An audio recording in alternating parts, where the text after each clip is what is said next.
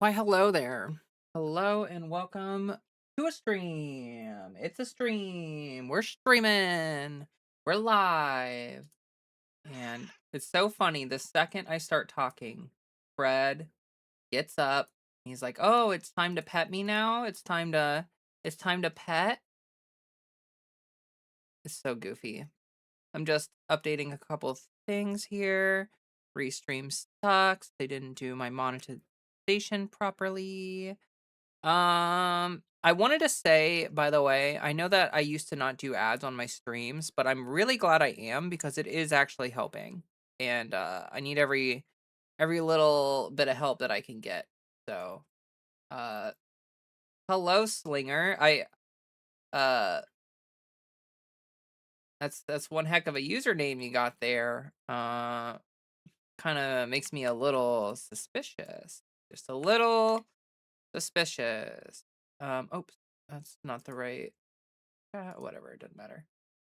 I'm just getting a couple things pulled up here, and we will talk about news and stuff. Thanks. That was not a compliment. I think you would probably should be a little bit embarrassed to have a username like that. Hey Katana, welcome. And Ruby, hello. Daria, hello. Welcome everybody as you get popped in here. Happy to see all of you. Getting a couple things started. Um cool. Sorry I didn't stream yesterday. I just got really tired and fell asleep on the couch, and by the time I woke up, I was it was late. So I was like, screw it, I'll do it today. And that is what I did. All right. As we get going, hit that like button, please. That would be great. I would love that. Be really lovely. And yes, indeed. Okay. I spent most of my day outside. Um, I am, the sun cooked me alive. The sun is a deadly laser, and I definitely suffered the effects of the deadly laser that is the sun. Fred is being very cute. He is cozy and cute. His tummy has been acting pretty bad lately. I think he's just having flare-ups or something. I don't really know, but um he has been a messy boy lately, which is fine. It just is what it is. Yeah, so we will talk about news and politics. I'm not sure exactly how long I'm going to go for tonight in terms of stream. I did not eat dinner. I was outside doing flow arts practice for pretty much the whole day. And I literally stopped and came inside and did a little bit of cleaning, and then here I am. So, and put on some makeup. So, yeah, it is I'm pretty hungry. I ate like a protein bar and some peanut butter on that protein bar. So that should tide me over at least for a little bit. And I'll just eat after stream. But this is probably not going to be like a 3-hour stream or anything like that. I don't think I could manage that. But we will stream tonight, and then I will stream tomorrow, and then I'm going to stream Thursday because I will be gone this weekend. So yes, it's going to be a weird week for streams, but it's okay. Bugs, hello, and be that giant water bottle. Happy to see you. Happy to see you. And yes, I love this water bottle. It is my jam. I have to have it with me the whole time. This is the only way I can stay hydrated is having one of these huge honking bottles. Cause like if it's any smaller than this, I have to fill it up too much, and it gets annoying. Like I fill this up when I wake up in the morning, and then halfway through my day, and that's it. I mean, sometimes I drink more, if it's like real hot outside or whatever. But yeah, I'm gonna be sipping on this water a lot during stream because like I said, I was outside all day cooking in the sun. Definitely did not drink enough water while I was out there, so, I'm realizing how dehydrated I am, and, yes, water is good. Good indeed. What other do I have updates? I think I have an update. Oh, um, maybe you saw it, maybe you didn't. I'm gonna start doing a weekly community post on my channel. I'm just gonna start doing like a little text post every week on the community section of my channel just to like convey like if I have any weird schedule changes. Like I feel like a lot of the times when I have an event coming up, I do a pretty bad job of letting all of you know, like, hey, I'm gonna be gone for the weekend, or I'm gonna have to cancel streams for a week if I'm like super busy with event stuff or whatever. Like I feel like I don't always do the best job communicating that. And so what I would like to do is what I would like to do is just make a weekly post where I can give you all the updates, like just update you on life stuff, or if there's something weird with my stream schedule that week, I can do that as well. And yeah, also, I've been thinking about it, and like I think I will continue to make transition content, and I think I will continue to cover things that are like related to like, you know, the trans community and the LGBTQ community and stuff like that. But I'm really, I don't know. I've like for a while I've like dedicated my channel to covering exclusively like news about the LGBTQ community, like politics from that angle. And like obviously that's like something I'm still interested in doing and still interested in covering, and like that's going to be a focus for the channel. But I feel like I've pigeonholed myself too much. Like I think I should be talking about kind of all news and politics. Just because like partly because there's not always news related to our community happening actively. And like right now, the big news is obviously the war, and obviously that is like huge on everyone's mind and is something that everyone's talking about. And so like, that's not necessarily, it is relevant to our community because we will suffer just as much as any cisgender person, maybe even more if there's like supply chain issues. And so like I can tie that stuff back to our community, but I feel like I should be making more content where I just talk in general about politics and make videos about that. Um it's all a circus to distract you from the fact that all of our problems stem from corporate America not being held accountable.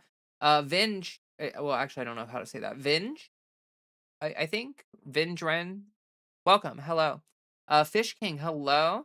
And Economic Prisoner, hello. Yes, I would agree. And yeah, so like my thumbnail today is the stupid ass fucking reflecting pool. Oops, it's a little. No, no, it's fine. It's been 8 minutes. The stupid fucking reflecting pool is the topic that a lot of people have been focused on with the news and all this other stuff. And I'm not gonna lie to any of you. I am so over it. Like I'm so over it. It makes me pretty mad that like if you go and you turn on the mainstream media news, like if you go and watch CNN or Fox News or whatever the fuck, if you watch any of those, you are going to get a lot of coverage about the reflecting pool, and you're going to get like very little coverage about the Iran war. And the kind of coverage you're going to get about the Iran war is going to be hawkish. Like they're not going to talk about the fact, like it's really disturbing me. Like if we had a news media ecosystem that made sense, then we would be seeing a lot more pundits and a lot more commentators and a lot more people. Like obviously online we're hearing people talk about this, but like we are careening towards economic collapse. Like we are careening towards a complete like we're going to run out of oil and gas. Like Trump literally admitted recently that we are 4 weeks away from like complete and total, like if we run out of oil and gas, like guys, that is like like that is so bad. It's so bad. And it feels like, if we had an ecosystem that made sense, it would be like talked about. Like, the news would be like, "Hey, regular everyday Americans, you should probably be aware that like things might get really bad." Because like honestly, like it's it's kind of like there's like, a level of responsibility that comes with covering the news. And like I just sort of feel like it's really frustrating that like there's going to be a lot of people if we do run out of oil, if we run out of gas and stuff like that because of the war. There's going to be a lot of people who are like literally not even aware that that's going to happen.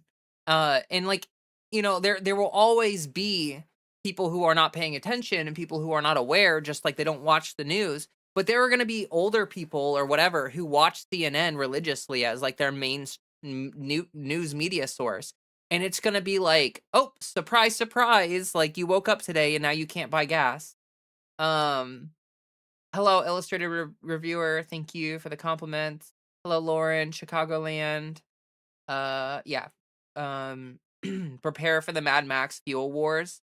Um, like it's. I mean, it's it could potentially get really bad. And like, I don't want it to get bad. Like, obviously, I don't want people in America to suffer.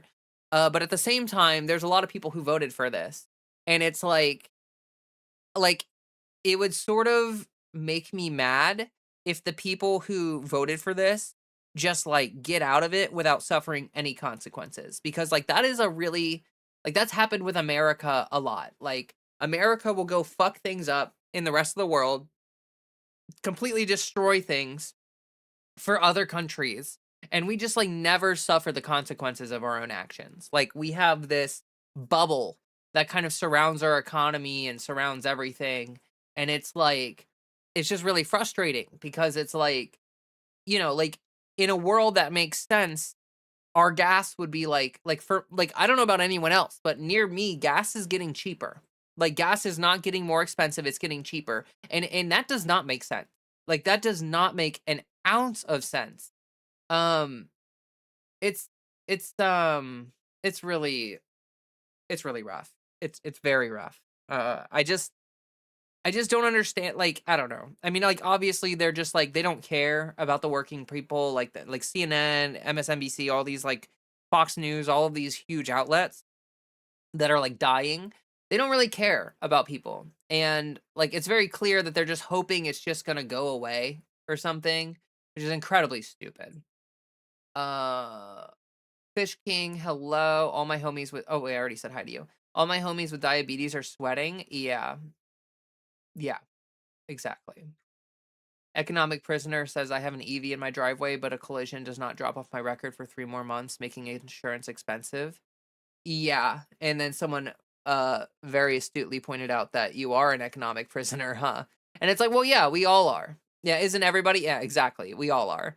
But unfortunately, like, like I don't know, I just it really frustrates me that like people are not um yeah, it's just not being like shown in our economy right now. Like we're just careening towards economic collapse. Like we should have fuel rationing, we should have all this other stuff, and we don't. And it's really frustrating.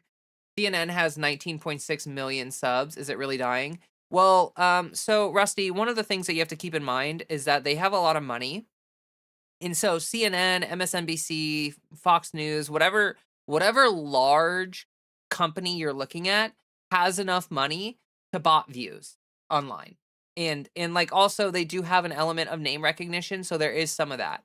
But um like if you look at their ratings, if you look at how much actual attention they're getting, here, let me pull it up real quick. Let me just go to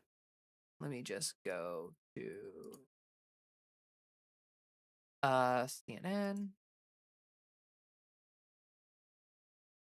Ba-ba-ba, dun, dun. Okay, let me just pull this up real quick. Window capture.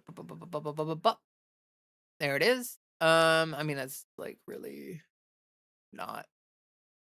Oh, whatever. So anyway, let's look at some views here, okay? Let's see. So like let me scroll down a little bit so we get some videos that are kind of out of the algorithm. Okay, look at some of these views, okay?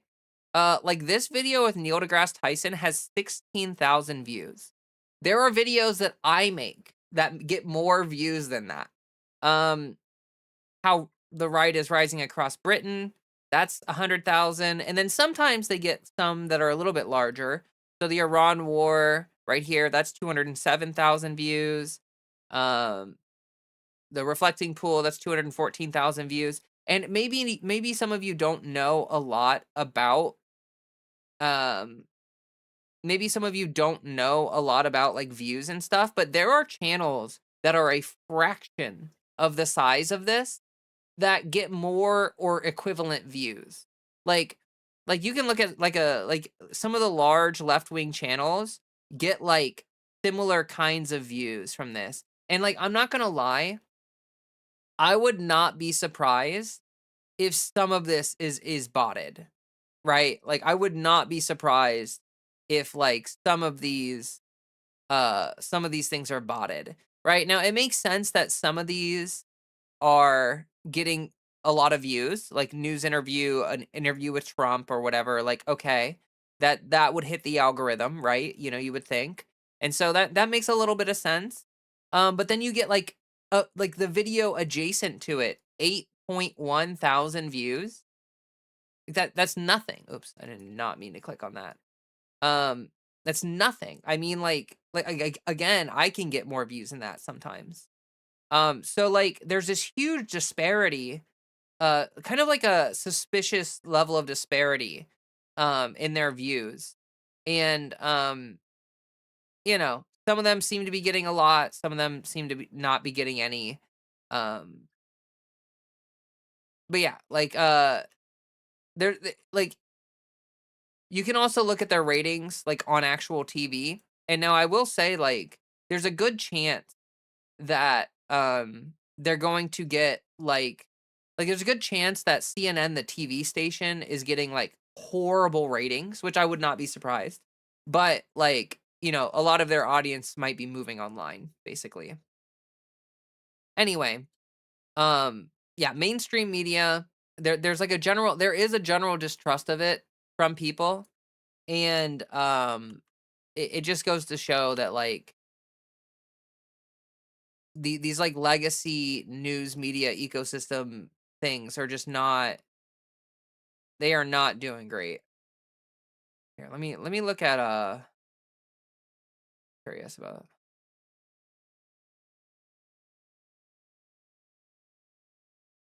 Yeah, I'm looking at Fox News right now, and they're even worse off. Like Fox News, most of their videos are like very, very few views. And sometimes, you know, like it seems like the Iran war obviously is a hot topic in the algorithm, and that's what's getting attention. But that and the reflecting pool, unfortunately. But yeah, I don't know. I just think that like their time in the limelight is ending, and people are starting to prefer to like, you know, not exclusively follow Fox News or CNN or whatever. Uh, Fox News fell off. Well, you know, I think pretty much all the legacy news media things are falling off. Like people use them as reference and stuff, which could also account for a decent amount of the views, you know. Um, what's up, y'all? Playing Forza, blah blah blah blah words. What's up, y'all? Playing Forza in the racing sim, so gonna be floating around, but I'm here. Welcome, Sage. Happy to have you here. In Anomalous Nicole, Bebe. Midas Touch does better than CNN. Oh yeah, that's actually a really good point. Let me pull up some of these larger, some of these larger, just as a point of comparison. I do not watch Midas Touch usually, but they are pretty massive nowadays. All right, Midas Touch. Okay, so here's Midas Touch, and you will see that they have 6 million subscribers, so like a fraction of CNN, right? But as we scroll through here, you're noticing they actually get more consistent high views than CNN. So like 300,000, 384,000, 325,000, 458,000, 569,000, 462,000. 119,000. Like 1 million views. Their low end, Midas Touch's low end is like 100,000 views. And their upper end, oops, gosh, I do not mean to keep clicking on these. And their upper end is like millions of views, right? So like a million views, 700, 500, 800, 600. Like their low end is like 100,000. And then they have a ton of videos that are close to a million views. Here's one with 60K views from 3 days ago, so that's like the lowest. But like you'll notice that like CNN has more videos that are consistently like just dead, like consistently dead. 1 million views. Um, and I'm not making a. By the way, I'm not making a judgment on Midas Touch here. Like I honestly don't watch them enough. I don't know what their coverage looks like. Um, I assume that they're kind of like basically liberals. Like I assume that they are liberals and kind of more in bed with the Democratic Party and stuff. And like Midas Touch, I don't know if they're like, I don't know where they stand on Israel or anything like that.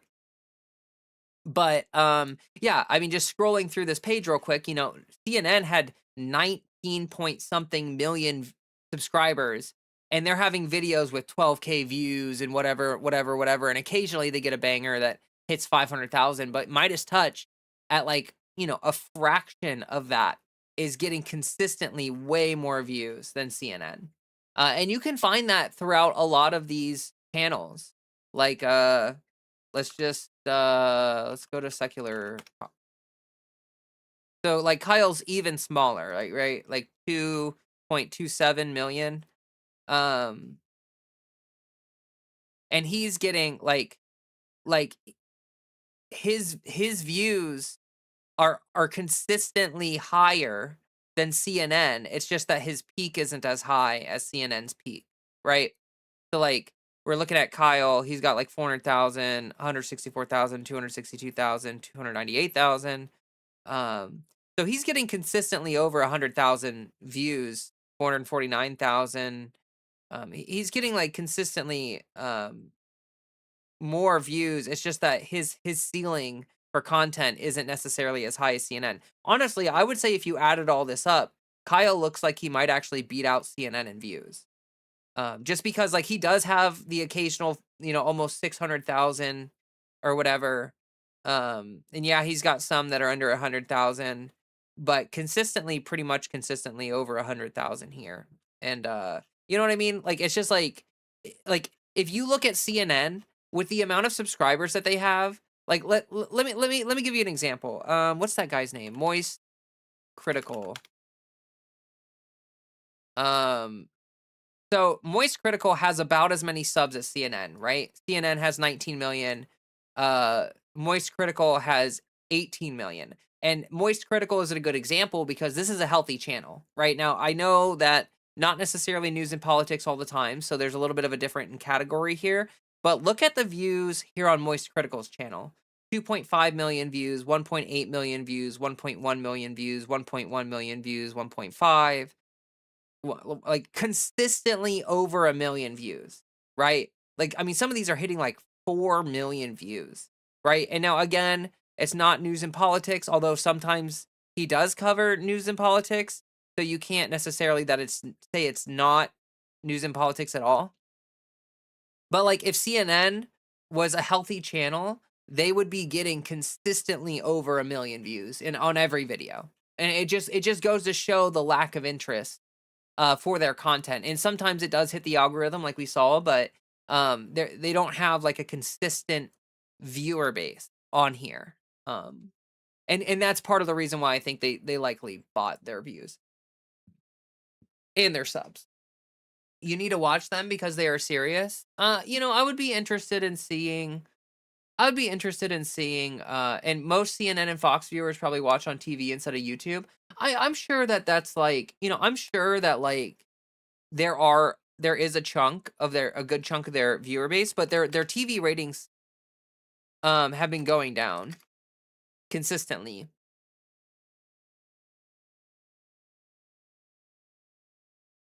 So let's see here. CNN ratings in April 2026 showed 910,000 total viewers, 157,000 viewers in adults 25 to 52. Um, do, do, do.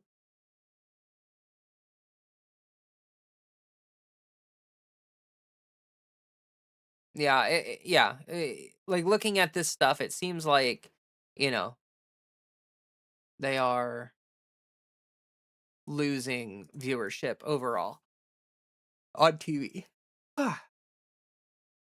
And then there's also, like, you have to keep in mind that, like, Fox News and CNN and stuff are often played, like, at venues or, like, at bars or whatever, so, like, some of the views that they're getting are not even real views, they're just, like, it's just on in the background at whatever. Hey, as we're getting going here, if y'all could hit the like button and help bring more people in, that would be super awesome, that would make me really happy, that would be fantastic, stupendous, wonderful, and amazing. So, please and thank you. I've got my link tree pinned in both chats if you wanna check out my other socials. Be aware, red feds. The Bulwark does well, is run by gay Republicans. They seem pretty liberal, but technically they're Republicans. Maybe their hate for Trump is making them less Republican. Regardless, good people. I don't know anything about that. I don't know anything about the Bulwark. I would love to know the average age of the Midas Touch audience compared to CNN. I would be willing to bet that, like, the CNN audience is a lot older than Midas Touch. I would not be surprised.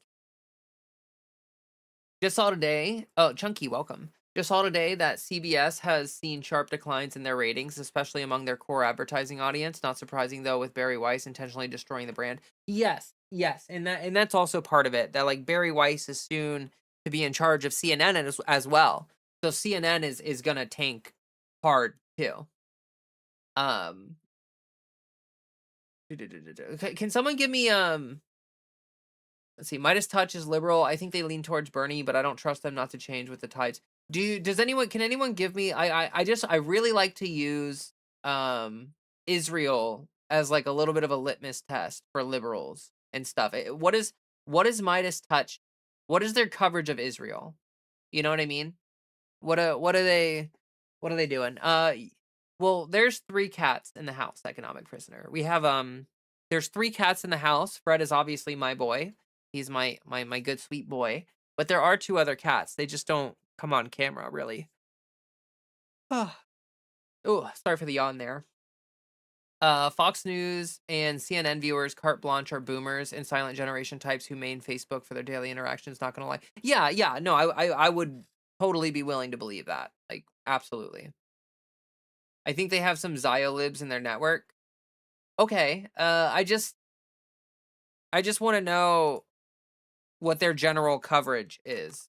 Like, are they, you know, are they like Israel? Are they Israel defenders or are they not? Because, like, I can't really tell anything from their actual, like, their actual headlines and stuff. Let's see. Do they even mention Israel in their headlines? In their titles. Let's see here. Trump blindsided as Israel rejects his plan. Uh, mm,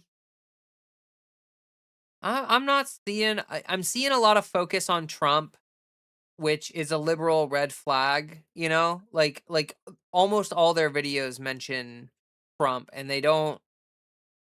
Not a lot of the titles here are mentioning Israel, which is a little bit of a red flag for sure. Like, they don't seem to be talking. I mean, obviously Israel is one of the main aggressors in the war, probably the main aggressor in the war, and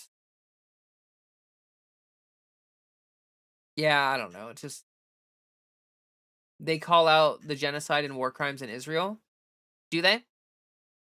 Do they? Midas Touch seems to report more honestly on Israel than most. Okay. I yeah, I don't watch them or anything. I probably wouldn't watch them, but you know, if they're calling out Israel and discussing that, they're committing war crimes and genocide and stuff, that is sort of like my liberal litmus test.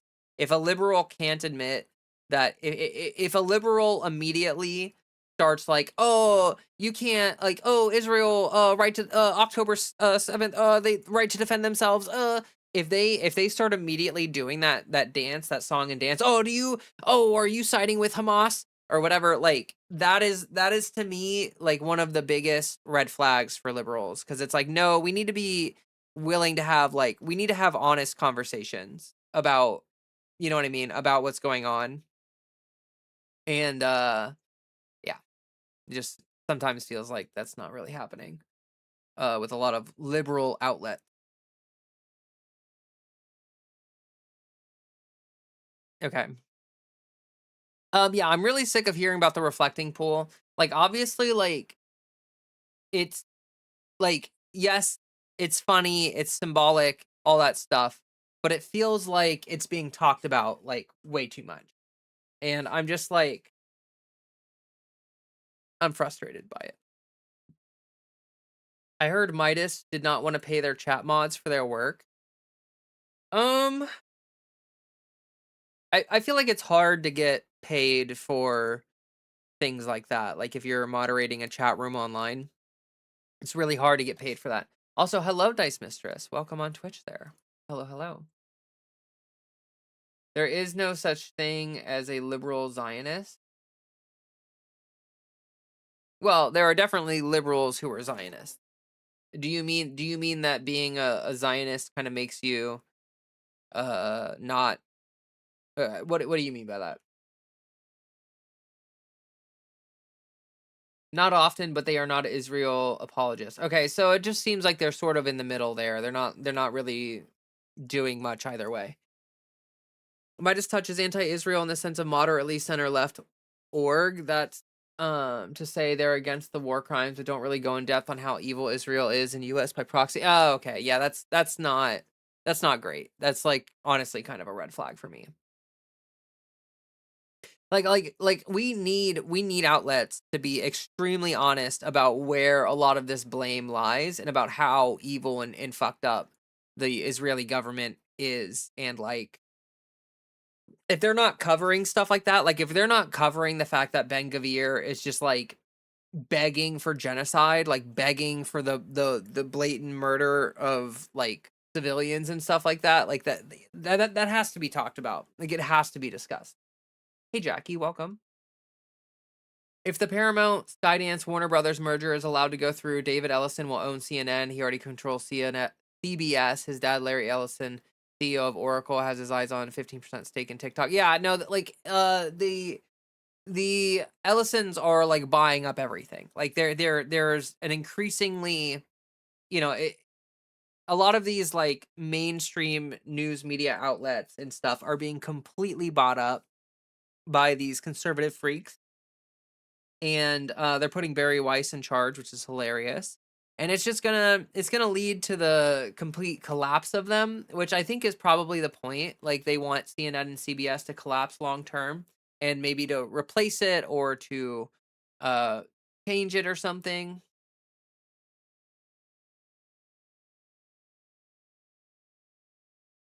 You can't be ideologically liberal and a Zionist. They are mutually exclusive beliefs. Um I would say, in the strict sense of the word, like, yes, but that doesn't stop, like, I guess, liberals from being basically hypocrites.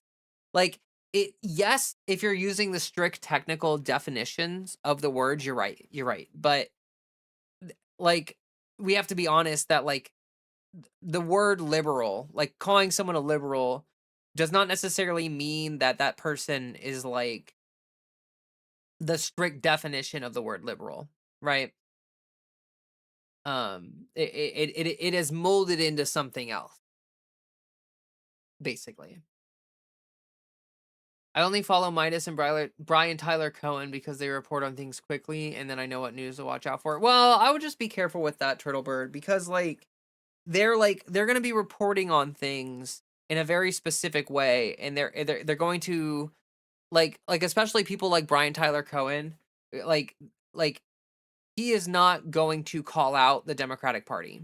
Like someone like Brian Tyler Cohen is just like he is not going to call out Schumer, is not going to call out Hakeem Jeffries, is not going to call out any of these people for their shitty pathetic weakness. Like you're going to get like basically the framing that you're going to get on everything is going to be kind of bad. And so like you might get like a very baseline like this is what happened, but even the framing is gonna be wrong. Like you're like if you watch someone like Brian Tyler Cohen, in terms of stuff like the Iran war, I guarantee that he is not going to be talking about how Israel is completely like fucking everything up right now. Like they're like rabid dogs, like trying to just go out and murder everyone and take land and stuff like that. And like that is not being talked about by a lot of these like liberal neoliberal channels or whatever. And so like generally speaking, I feel like it's kind of not good to use them as a source. Hey there, Sprungles. Hey girl, just got here. Hope you're doing well. I just don't pay attention to the mainstream news directly anymore. I look at the headlines and go for information. Yeah, like I think that like honestly, I think it's helpful to, like I use ground news just because I don't have to actually follow CNN or like they all just grab from the same news stories and report on them differently. So like you can get the general what happened from ground news, and then you can see how it's being reported on by like each individual outlet or whatever if you want. But where like I get my like I kind of keep an eye on the stories with ground news, and then from there on I like um you know I just dig into the outlets that I actually think are reputable to cover these topics. I would say you can't be ideologically leftist and Zionist. Liberal, the way it is used today, is like a group uh with an expected ideology like a Democrat. Yeah, yeah, exactly. And I would agree with that too. That like if you're a Zionist and you say you're a leftist, like you're lying. You're lying about one of those things. Like one of those things is not true. And so it's it's a good litmus test. I think whether someone is a Zionist or not is a good litmus test for like whether they're paying attention and whether they're like on the right side of history. That's why I follow. I don't recognize IHIP. I don't know what that is. Zateo, Riverboat, you, Alex Perlman. Cool. Cohen was given Obama many years ago. That rose my yeah. The fact that Brian Tyler Cohen was like able to interview Biden and Obama, like he's clearly an establishment guy. Like it is very clear to me that the establishment Democrats saw Brian Tyler Cohen on his rise to popularity, and they co-opted him like somewhere along the way so that he would become a shill for the establishment and try to push their narratives and stuff, which is unfortunate, but it definitely seems true. And it's sad that he did not resist that. You know what I mean? Like I think that like if you're gonna be principled about your beliefs, you should not be taking money from like the Democrats or whoever to try to like affect your talking points and what you cover on your channel. Like I would never, honestly. That's basically what I'm getting at. There aren't a lot of real liberals anymore, but there are a lot of people who posture as liberals, especially in politics. Yeah, no, for sure. And honestly, Navy, I would agree with that. Like I would say that like if you're talking about real ideological liberalism, it's essentially dead. Like people don't seem to have like not many people have that level of principled beliefs. Um and it's unfortunate, but it is kind of the reality of things. Anarcho Taco, to whom does a mantis pray? It varies. They're all insects. That's wow. Thank you for that one. um, geez. Sheesh. Um, oh, well, I'll tell you what. That really threw me off there. Let's see here. Hot take: warfare is bad for everyone, and we shouldn't be escalating into nuclear and drone warfare. I would agree with that. I would agree with that. Side tangent, but I gotta say your hair looks fabulous today. Cute outfit too. Thank you. I appreciate that. Uh, Israel literally targeted and massacred a turtle conservationist and her entire team in South Lebanon, yet still radio silence from MSM. Yeah, like mainstream media has completely underreported on the horror and atrocities that Israel has committed over the past. I mean, honestly, for a long time. Like this has been an issue for a long time, but like especially since the active like the more active portion of the genocide has started. Like they've been trying to genocide the Palestinians for an incredibly long time, but it's really obviously ramped up over the past few years. Hey Gwen, the only reason you should engage with mainstream news is to understand what the establishment talking points are. Exactly. That's like I peruse through things like I'll look through the feed of CNN or something like that just to see like what are their titles, what are they kind of like focusing on, what is the context of what they are talking about.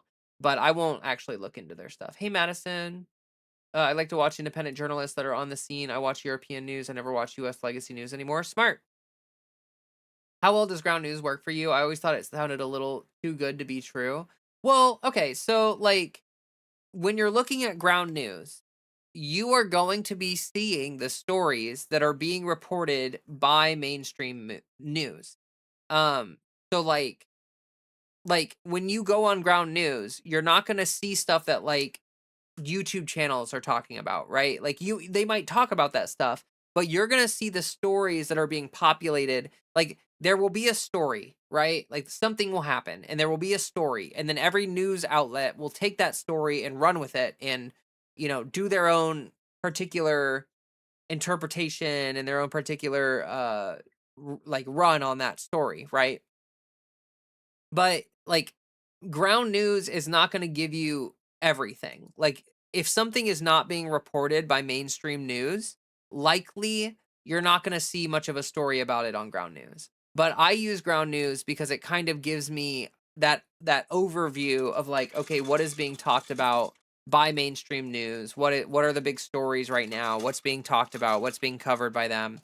And it just gives me kind of like that overview on things. And honestly, like for me, it's a time saving thing. Like I don't think ground news is perfect. I don't think it's like the best thing ever. I don't whatever. But to me, like rather than having to scroll through CNN and scroll through Fox News and scroll through MSNBC and scroll through all these different and like check all these different news outlets, it's so much easier for me to be able to open up ground news and be like, okay, here's the story, here's what CNN said about it, here's what you know what I mean? Like go into the individual things if I so choose.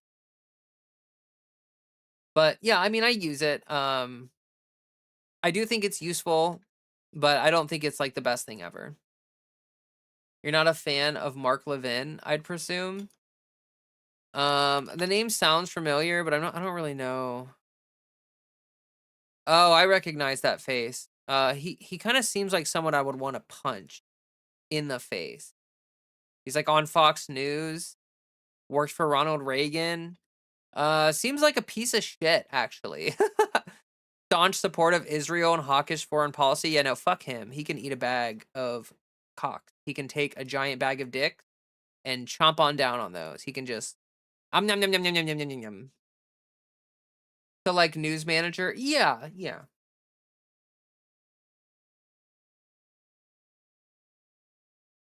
Principled beliefs are woke trans though, Leah. Didn't you get the memo? Apparently not. Mainstream news said the ceasefire was still in place, even though Lebanon was still being bombed for days, a clear violation of Iran's terms.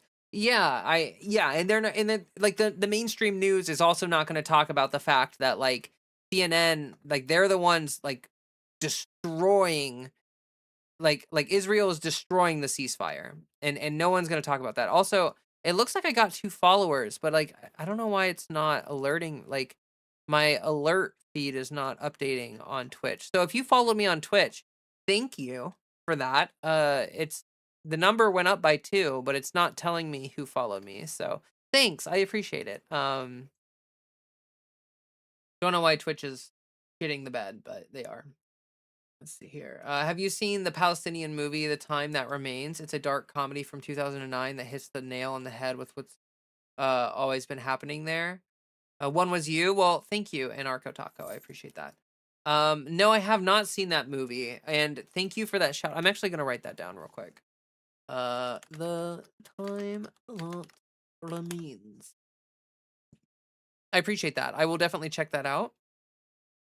Yeah, no, I mean, like, let's be honest. Like, Israel has been trying to genocide the Palestinians for a long time. Like, Gaza is an open air prison. You know, it was designed to kind of corner them and control the population. So, like, they've been trying to do that for a long time. It's just that, like, once October 7 happened or whatever, they like just use that as a justification to kick it into high gear and just like start completely trying to eliminate the population and destroy Gaza and all that stuff. So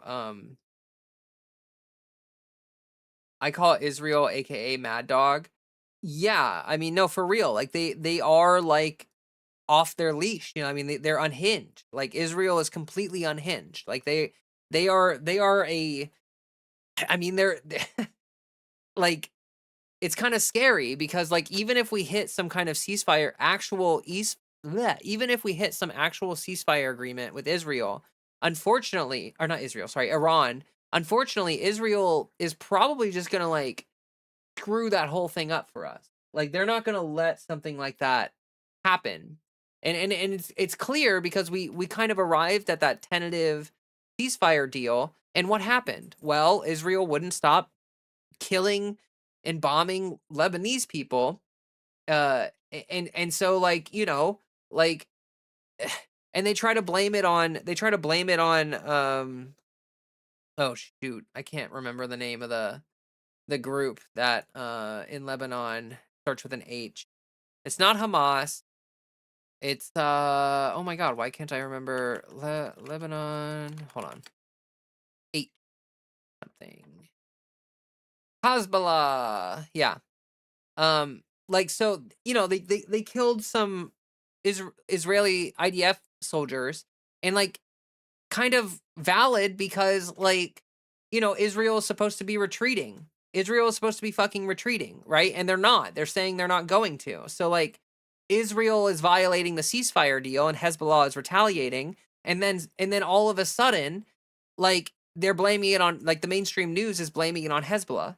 And it's like no. Like it's not Hezbollah's fault that Israel is like a rabid uh genocidal ethno state that is going to stop at absolutely nothing to just lash out at their neighbors and try to take land. And like Israel is literally saying that they're not going to give back the land they took in South Lebanon and all these other places, and like that's millions of people displaced.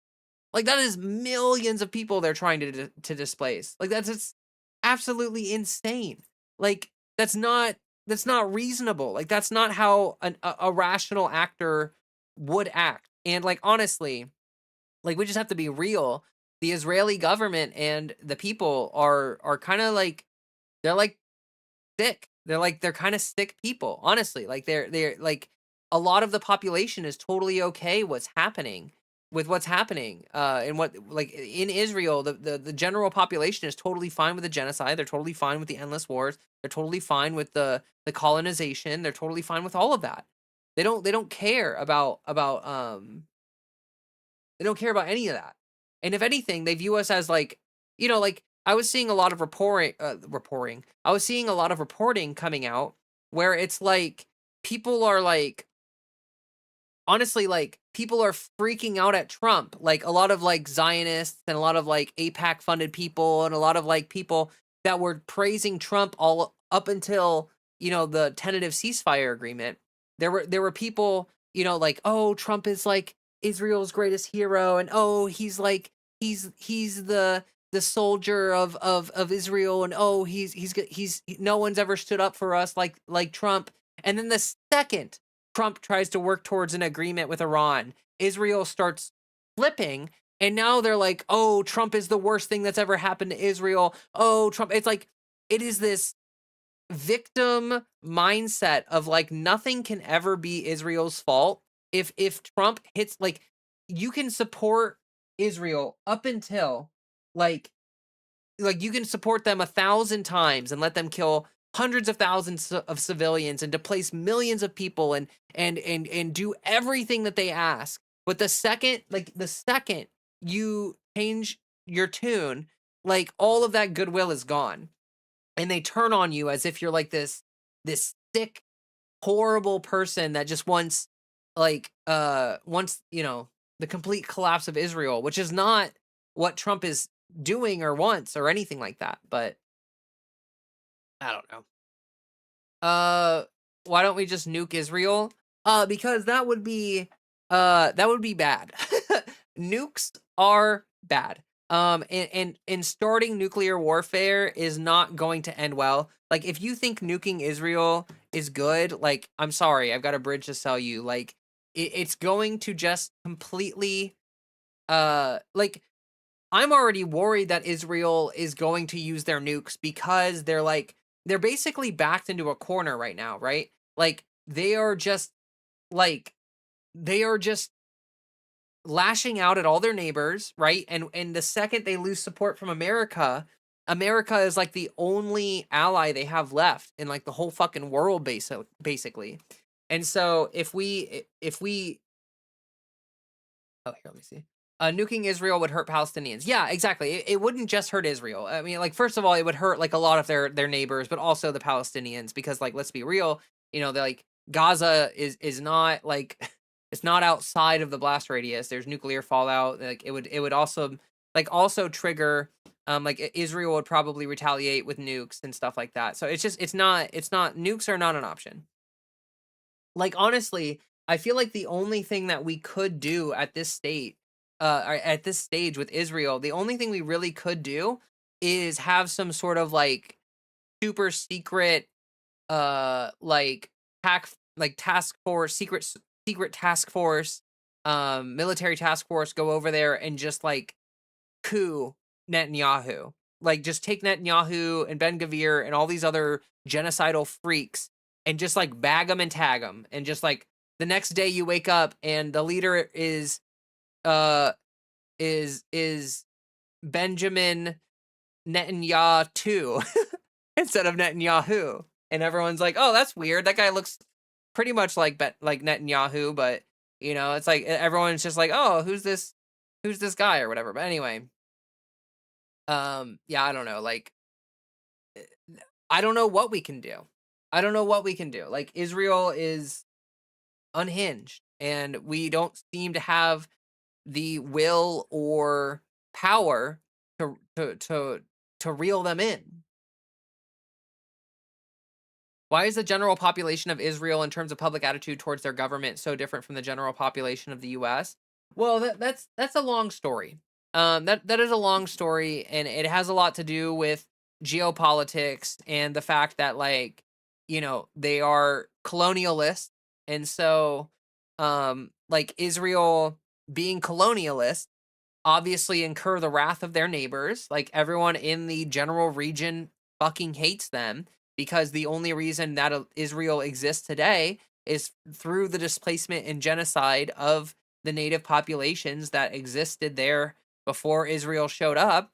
And so, like, obviously they don't have very much goodwill from their neighbors, and because of that, there's a lot of tension. There's a lot of like tension in the region, and that gets displayed in the population, because, like, if you live in Israel, you probably don't exactly feel very safe. Like, yes, you might feel a little bit safe because you have the support of the US or whatever, but there's also this feeling of like, oh, all these other people, all these other Middle Easterners want to kill us, and so we want to kill them. Like, it's stupid, but like, again, they're just playing the victim card, where it's like, even though we are the colonialists and we're the ones displacing people and genociding people, the fact that they want to retaliate against these atrocities makes us feel unsafe, and so we're gonna genocide more. We're gonna commit more atrocities.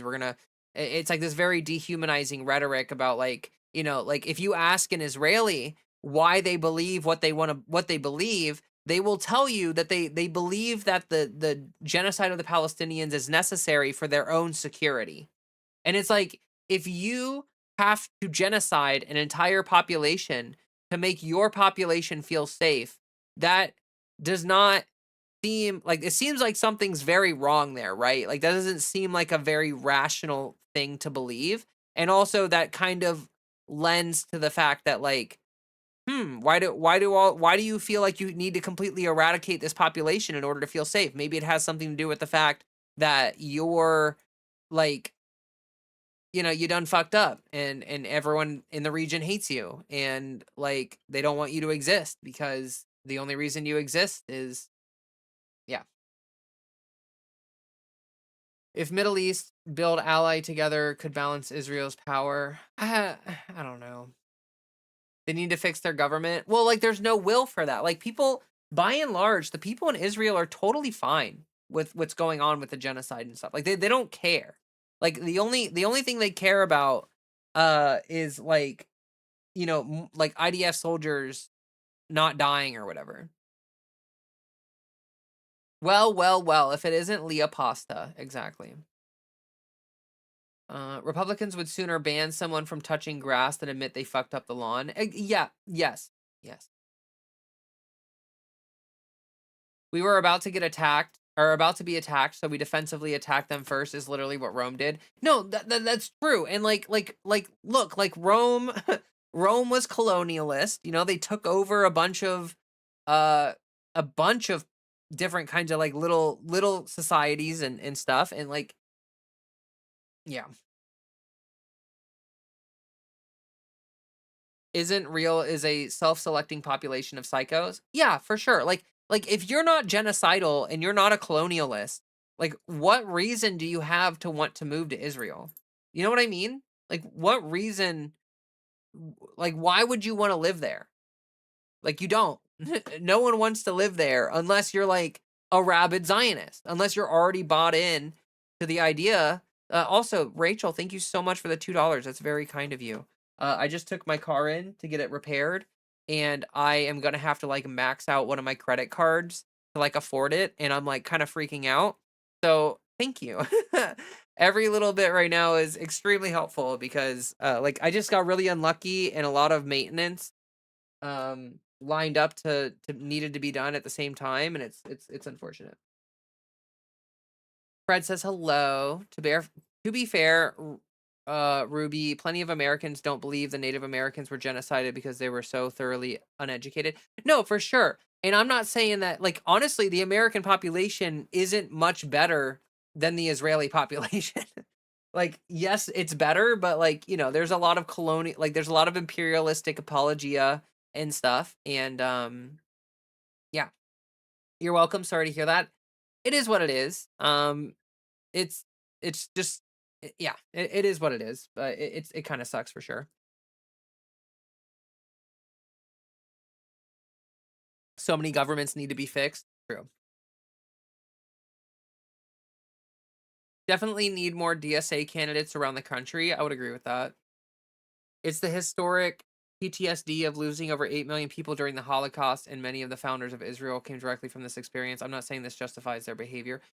No, and like, look, I understand that, like, the Jewish population has a lot of collective trauma, and I'm not trying to dispute that or anything, but, like, there's clearly there are two different kinds of responses to the cultural trauma of the Holocaust.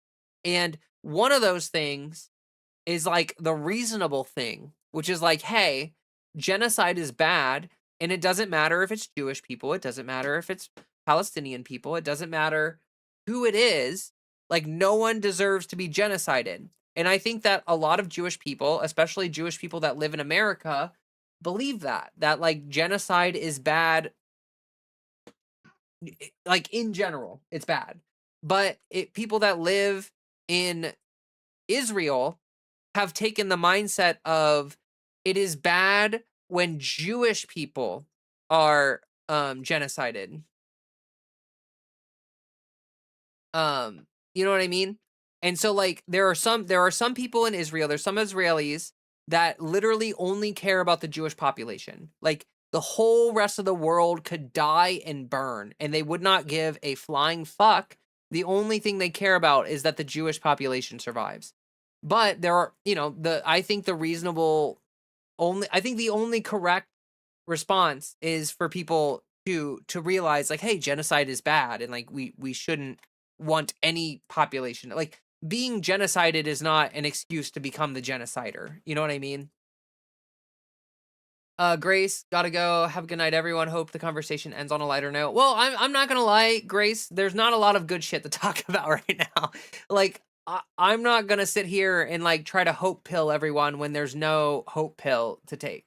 And so, like, if you're not in a good state of mind for this conversation, then feel free to leave. Like, and I hope you have a good evening, and I hope you feel better. But I'm not gonna sit here and like try to, like, I know that I'm not doom pilling. Like, I don't sit here and just doom pill all of you all the time, and I try to like talk about the good news and stuff when I can.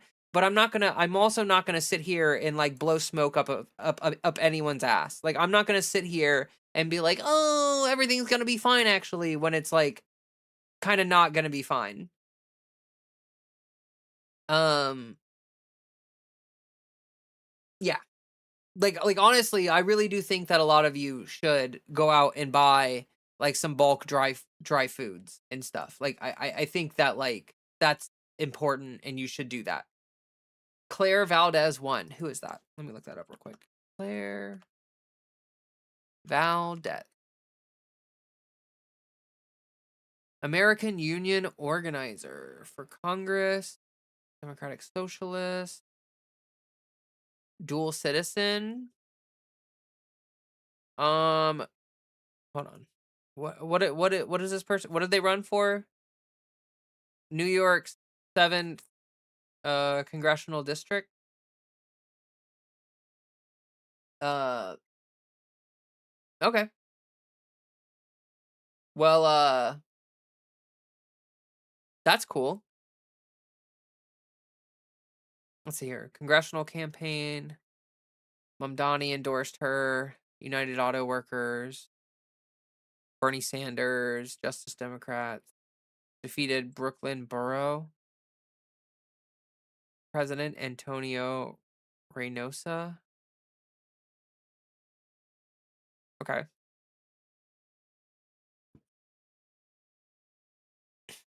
Let's see. What did she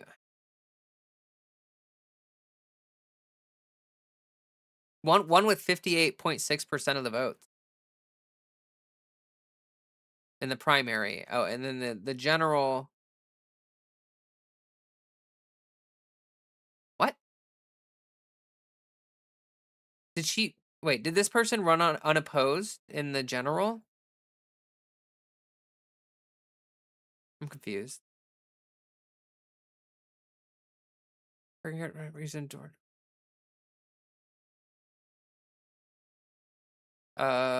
maybe I'm not reading. Whatever. I know this. Cool. She beat an incumbent centrist, which is cool.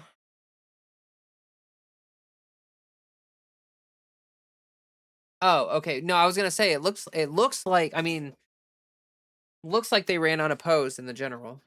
Um, me being validated for buying 20 pounds of white rice because it's cheaper. No, no, yes. I mean, like, I I think you should have some dry food stocked up, because like if we hit these supply chain issues, it's gonna be a rough. Lord knows how long it's gonna be rough, but it's gonna be rough. Still primaries, general soon. Well, this person, the Claire person, when I was reading the Wikipedia page, whatever. Today is election day. Oh shit. Wait, what?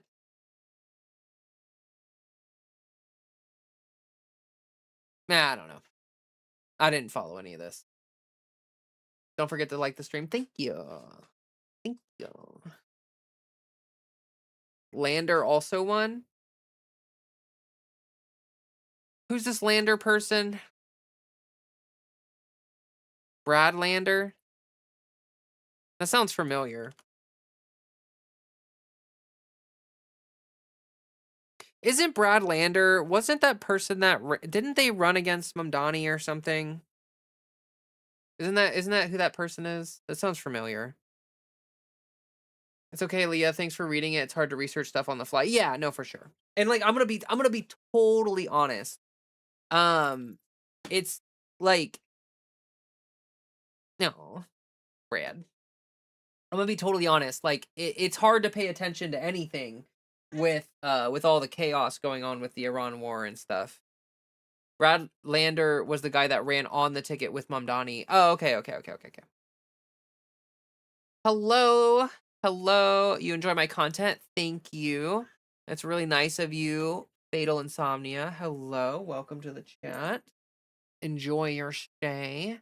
Costco has white pie. I'm guessing you mean white rice for 20 pounds for $10. Yeah, I need to go to Costco and get some white rice for sure. Lander has been arrested for supporting people detained by ICE in New York. Oh. Like I will say if there's a hope pill, the hope pill would be that like things are so terrible that like obviously the Democrats record shitty polling, like the Democrats the Democrats are shitting the bed, like frankly. Like they are shitting all over, diarrhea from the butt all over the ground. And it's not stopping. Like they're not taking any medicine, they're not working on their diet. They hate fiber. Democrats have diarrhea and they hate fiber. But like, I think a lot of people that are in like DSA or a lot of true leftist candidates, like the establishment has really lost its ability to appeal to people. And I think that like it's it's becoming more and more prevalent to see people who are like DSA or actual leftist candidates, progressive or otherwise, who are winning these races and like even in red districts sometimes because people have an appetite for someone real. Like they have an appetite for someone who's not just an establishment shill. They have an appetite for people that aren't endorsed by the current establishment parties. Like, like I think the Democratic Party, I've said this before, but I think like neoliberalism is dead. Like if the Democratic Party um tries to keep running these moderates and they try to keep running this bullshit, it's like it's just not going to work. Do you guys mind debate here? I don't mind if you have opposing views to my views. That's not a problem. As long as you're not trolling or spamming slurs in my chat, I'm not going to ban you. Bam, I'm not going to ban you. I'm all open for good faith debate and good faith disagreement, but I will I used to be even more lenient about this, but like if you start spamming slurs or if you start being completely belligerent in my chat, I will just ban you. Like I will just do it. Like I don't have the same patience I used to or something. I don't know. JD is the anti-hope pill. That's true. DNC libs forgot to take their lactate and fiber supplements for real, for real. No, true. These DNC shills, DNC libs, they wake up every day and they go to the toilet and they just have like, they just shit everywhere. They just shit everywhere and they don't even think to do anything about it. They're like, wow, it must be everyone else's fault that I'm shitting everywhere. Fair enough. Just make sure before I start chatting. Well, I appreciate you. What, Fred? What do you want, Fred? Good boy. You just like you want to eat your food. Congressional Democrats, +4 amongst Dems. DSA is at +17. Yeah, I mean, like the Democratic Party is in a really interesting place right now because, like, let's be real. Okay, so you have like the Obama era, right? We had the Obama era, which is like peak neoliberalism, right? Like that was the peak neoliberal era where nothing got better. And then we have the post-Obama era where we get, you get Trump and then you get Biden and you start to see the cracks forming in the neoliberalism and stuff like that. And oh, I was in top chat as well. Thank you for reminding me. Although I don't know if it's really hiding all that many people. But anyway, Yeah, so, like, Biden kind of led the complete and total collapse of the neoliberal era. So after Biden, I think a lot of people realized that this, uh, like Biden didn't care about the country, and he didn't care about the Democratic Party. He cared about his own legacy and his own power. And through death gripping his own power and his own legacy, he destroyed it. So, I don't know, I think a lot of people see through that, and a lot of people see through the fact that, Obama didn't do a lot of things to make life better. Biden didn't do a lot of things to make life better. Yeah, they did some things to make things better, but they also did a lot of really shitty things. And, Biden, allowing the genocide to go on as long, he just he just did not care to stop Israel from committing a genocide, and that is something a lot of people just can't stomach, I don't think. And I don't know. So the Democratic Party it's basically completely collapsed at this point. We are there are people like Schumer, and there are people other people in the Democratic Party that are trying to death grip this neoliberal era that has already passed. It's already gone. It's already dead. It's already completely in the in the gutter, right? But we have yet to see the changing of hands, right? Things have yet to swap. The Democratic Party has yet to find new leadership to take hold of things. I would say, Mamdani is a pretty good example of what leadership could look like in the Democratic Party. But there's a vacuum. There's a power vacuum right now with the Democratic Party. And our only hope is to start filling that power vacuum with people that are DSA, or people that are actual leftists. You know what I mean? And we're not going to be able to do anything unless we do that. Now, the polling is showing that there's appetite for that. Progressives are consistently polling better than moderates. Moderates are running really bad campaigns and just failing miserably, and you can smell the establishment on them. You know what I mean? And I think for a lot of people, once you smell the establishment on them, you just a lot of leftists just lose appetite, and they just no, I'm not going to vote for him. You can only run against Republicans for so long before people realize that you're not actually running to make anything better. Are current Dems not leftist? No. No, no, no, no. Most Democrats are center or center right. Most establishment Democrats are not true leftists. Because a true leftist, Medicare for all, affordable housing, like there are very a lot of Democrats will feign leftism. They'll be like, "Oh yeah, I'm a leftist. I want civil rights and stuff." But then they don't they just pay lip service. They just do id poll shit, and they don't actually talk about anything that matters. They don't talk about regulation. They don't talk about anything. If you look at Schumer, Schumer endorses the Iran war. Schumer was mad when there was a ceasefire agreement because he wants the war to keep going. A true leftist, abolish ICE. That's a stance for a leftist. Abolish ICE. There are almost no Democrats who are willing to say, yes, let's abolish ICE.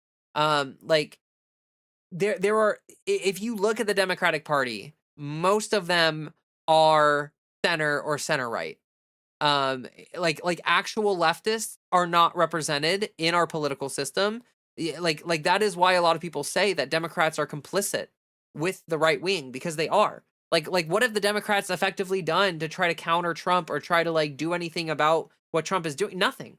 The Democrats are just sitting on their hands. They don't really care that the country is getting destroyed, and that all this bad shit is happening, and all this bad shit is gonna happen. They just don't care. They just do not care.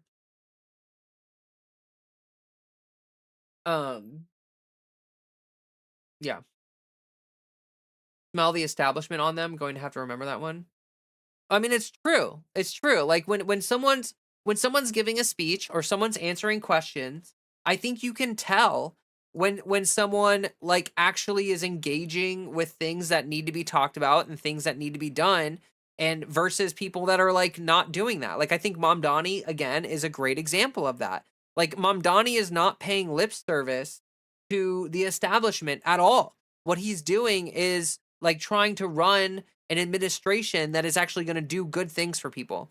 Like, he's a true leftist because he actually gives a shit about, like, "Hey, we're gonna freeze rent. Hey, we're gonna try to do universal childcare. Hey, we're gonna do all this stuff." And instead of being like, "Oh, we're gonna meh."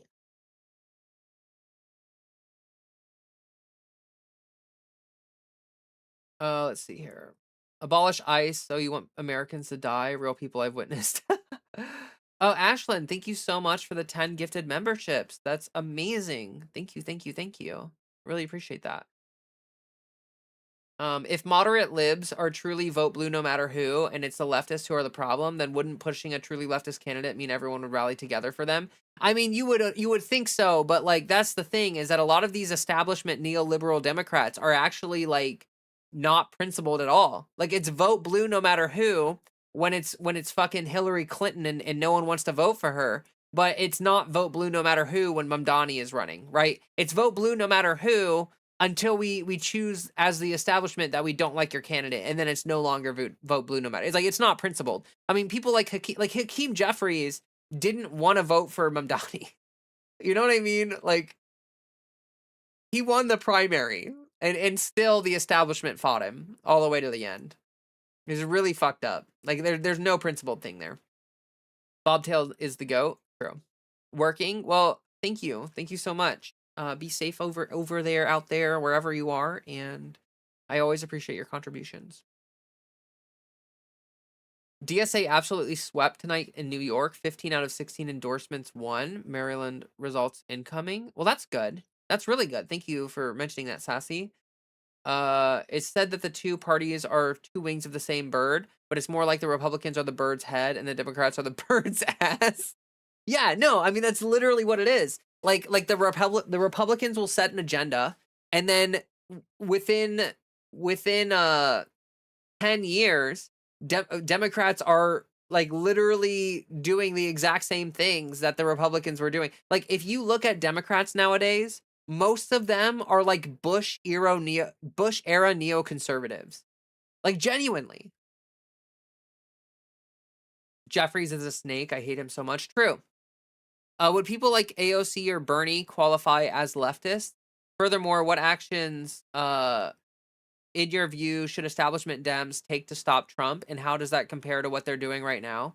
Yeah, so AOC and Bernie, I would say, are like this is gonna sound crazy to you, I'm sure, but I think AOC and Bernie Sanders are sort of like baseline leftists. Like you cannot move to the right of AOC or Bernie and still be a leftist. Like they are about as far right as you can get while still being a leftist. And now I'm like I like Bernie, you know, he's not perfect or whatever.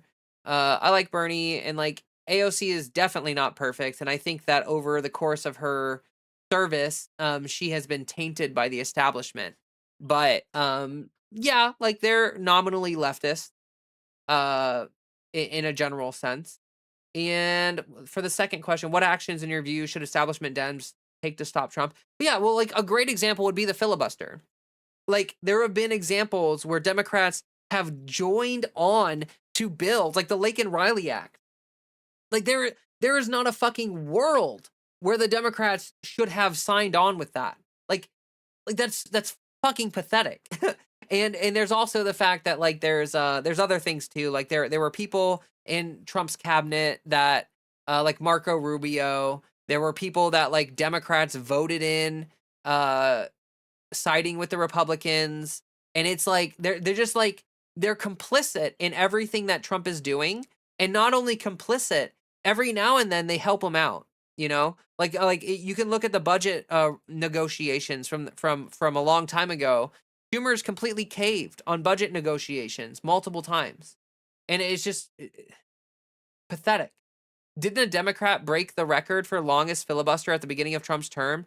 Yes, he did. And guess what? That's the only time that anyone has tried to do anything like that. And he only did it for the news, for the coverage. Cory Booker is a complete establishment center moderate right wing person, and he does not actually principally give a flying fuck about any of that stuff that he was filibustering. Like literally, he just did it for the headlines and for the news and stuff. But if they actually cared to stop Trump, if they actually cared to put up a fight against the bullshit that Trump is doing, then they'd filibuster everything. They would never let a day go by where there's not a filibuster happening. Like there is a lot of stuff that the establishment Dems could do to like gunk up the works or whatever, but they don't do any of it. Here's another example of something they could do. The Democrats, if you're a senator, you're allowed to go into these enforcement agencies. Like you're allowed to go into Alligator Alcatraz. You're allowed to go into these detainment facilities and like inspect them, basically. Like you're allowed to do that. You have complete jurisdiction to do. Actually, the local police and local politicians don't have jurisdiction. But if you're a federal senator, you know, like if you're a federal politician, and you have jurisdiction to go into these federal agencies and inspect them. But guess what? They don't do that. They don't do that at all. It's actually rare for a Democrat to get off their ass and go do anything.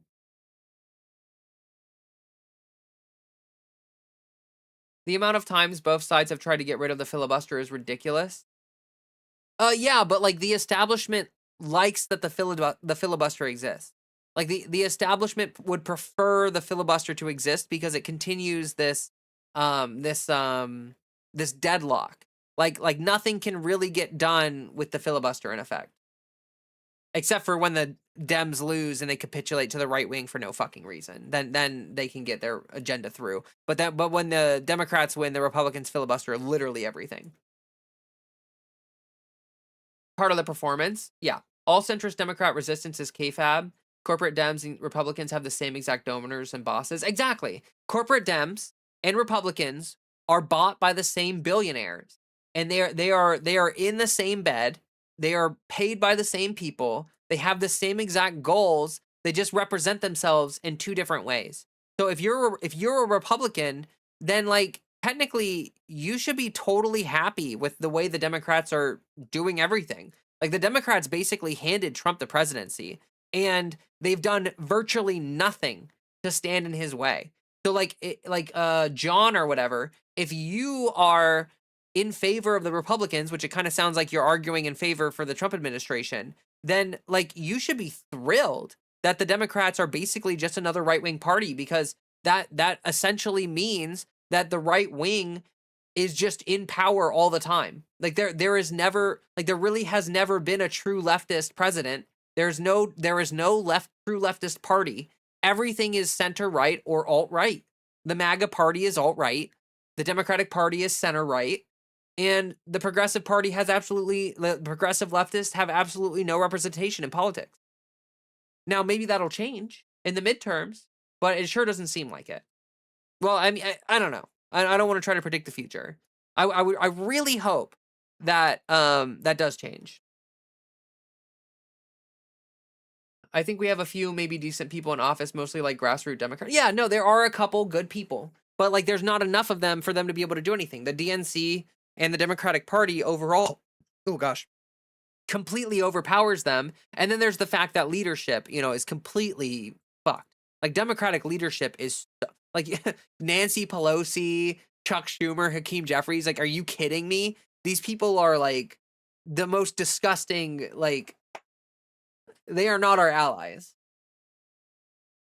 So true, Leah. The Dems are purposely incompetent. The Dems are laying back and waiting for the Republicans to hand them another win. Exactly. They don't like establishment Democrats are bought by billionaires, so they don't want to like actually pass anything. Like, you know, leftists like want you to have free healthcare. Leftists want you to have affordable housing. Leftists want you to have a minimum wage that'll help you pay for a living without having to work 3 jobs. Leftists want you to have public transportation that's like actually good and available. Leftists want you to have access to affordable childcare. Leftists want to make your life better, but they have no absolute power. They have no avenue of power to achieve any of that. And so they're just constantly sidelined and constantly like beat out by the establishment Democrats, who then do nothing and wait for Republicans to fuck things up so bad that people get mad at the Republicans and then vote for the Democrats. And then the Democrats get in office and people are mad at the Republicans, but then the Democrats don't do anything. And then they get mad at the Democrats for not doing anything and they vote for the Republicans, and the Republicans get in office and they make things worse and worse and worse. And then the Democrats win because everyone's mad at the Republicans for making things so fucking bad. And then the Democrats do nothing for 4 to 8 years. And then everyone gets mad at the Democrats for doing nothing. And then they vote for the Republicans. And that cycle has continued on and on and on and on and on for like longer than my lifetime. And that is how we have ended up in this doom spiral that we're stuck in. It's the fact that like Republicans just make things worse. And then Democrats do literally nothing to fix it. And then okay, here's a great example. That piece of shit ICE guy. What it starts with a B. Bovine. But what is that guy? ICE. Bovino. That guy was brought in. Let me just double check this. Gregory Bovino. Hey there, Devil Dog. Welcome. I am just ranting about how shitty the Democrats are. Let me look at this real quick. So,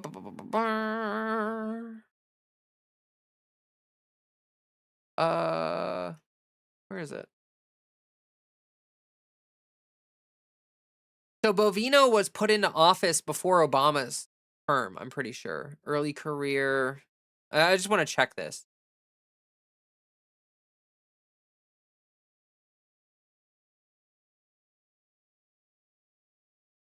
Yeah, so like near the end of Joe Biden's presidency, Bovino led operations that resulted in dozens of arrests. So like Bovino has been working for the government for an incredibly long time. Like I think since before Obama. I think he was brought into office during the first Trump administration, and then like no one removed like these people just like they get in and then they just like they get to just fuck up everything and no one cares.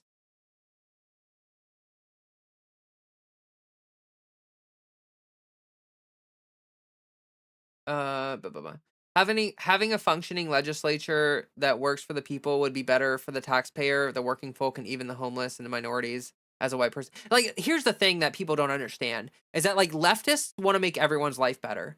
Oh, I'm not. I'm wait. Why is censorship so bad in this chat? Bro, you are literally getting auto censored by YouTube. I have literally not had to ban anyone today. So like if you're getting moderated, that is literally because you're just too stupid to have a rational, like decent conversation in chat. Like you are literally shooting yourself in the foot and then blaming me for it. You're loading the gun and you're shooting your own dick off, and then you're mad at me for somehow being involved with you buying a gun to shoot your dick off. Like you are one of the most idiotic people I have ever seen in my entire life, and that's just a fact. Could you please give some examples of which billionaires are buying out which politicians? John, I mean this with absolute respect and kindness. You're a fucking idiot if you need me to provide that to you. Like, if you are not aware of, like, Bezos and all these other fucking Elon Musk and all these rich fucks who just, like, buy these politicians, like, can you just, like, do your own actual research for a second? And, like, how about this? Why don't you provide me examples of how billionaires are not buying politicians? Like, I should put the burden of proof on you, because the obvious thing is that billionaires are buying politicians. And if you don't know anything about super PACs, if you don't know anything about these things, then it is not my job to sit here and educate you on basic US politics. Like, that is honestly ground level shit. And if you can't do any of that,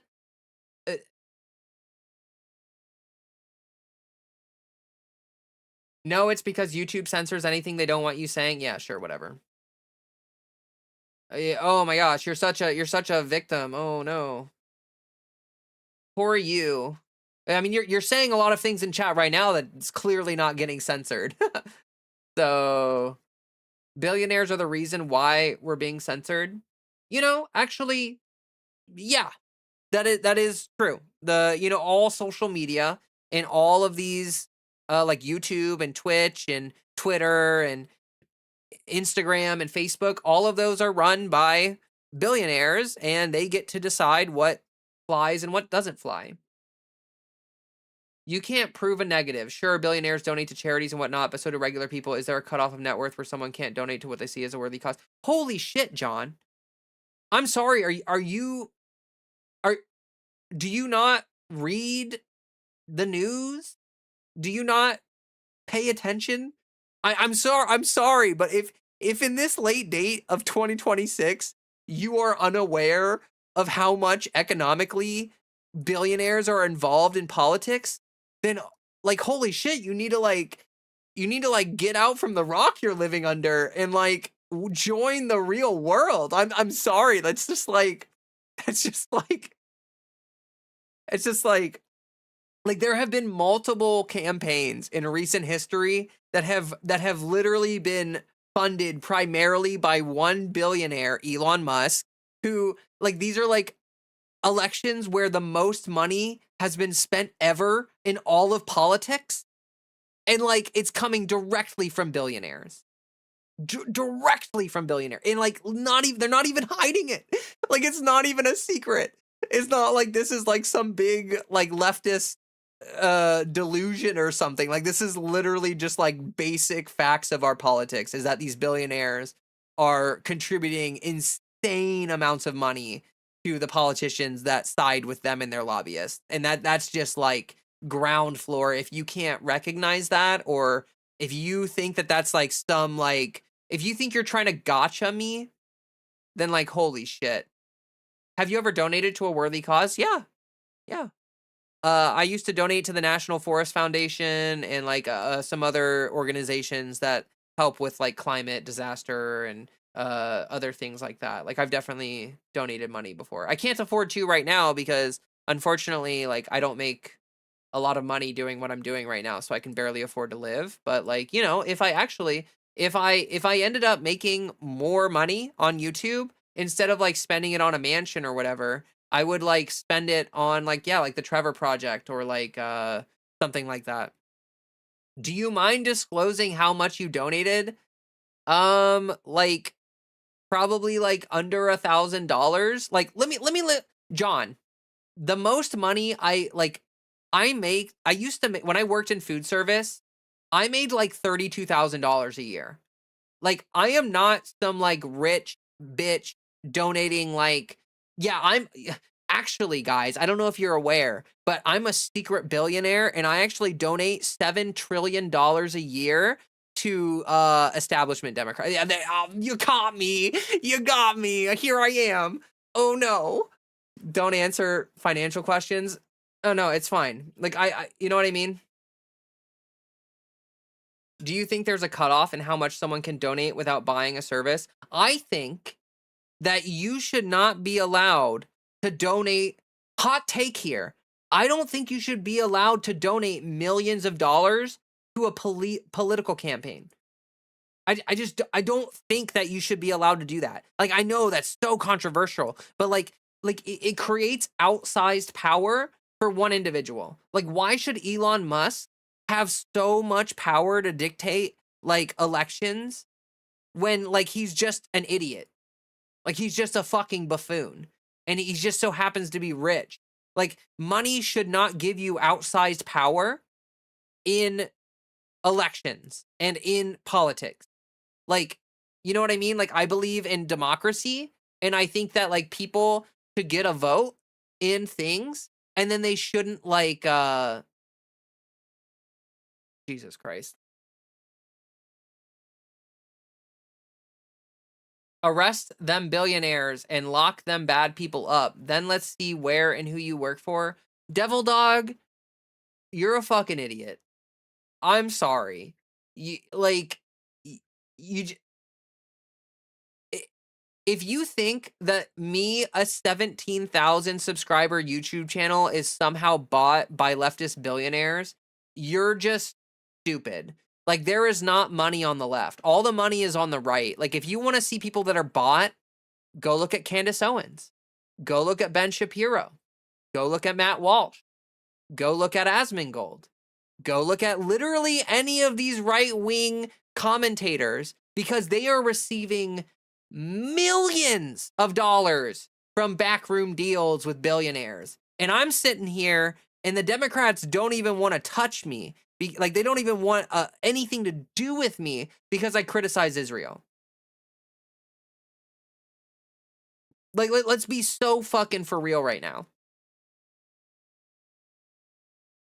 If you want to attack a leftist for being bought by the establishment, go to Brian Tyler Cohen's channel and go bitch in his chat, or go to like whatever. Like, it's unbelievable that you think you're like owning me or something. Like, you're just pathetically stupid. Fred is literally wearing jewelry and she thinks we do not notice. Leah of the famed Passanetti crime syndicate. Yeah, true. You have a room you stream from. Must be a billionaire. This is so true. Oh my god. Yeah, I bought like a webcam, and so I must be funded by billionaires. Dave APAC, man. Exactly. This was 1000% inversion, just more of the Darvo deny, accuse, reverse victim offender. Democrats hate us. They're just using trans people for political point. Whoa! What? I don't even know what you're talking about, my guy, but you are off in some little world, your own little world, and you're just saying shit.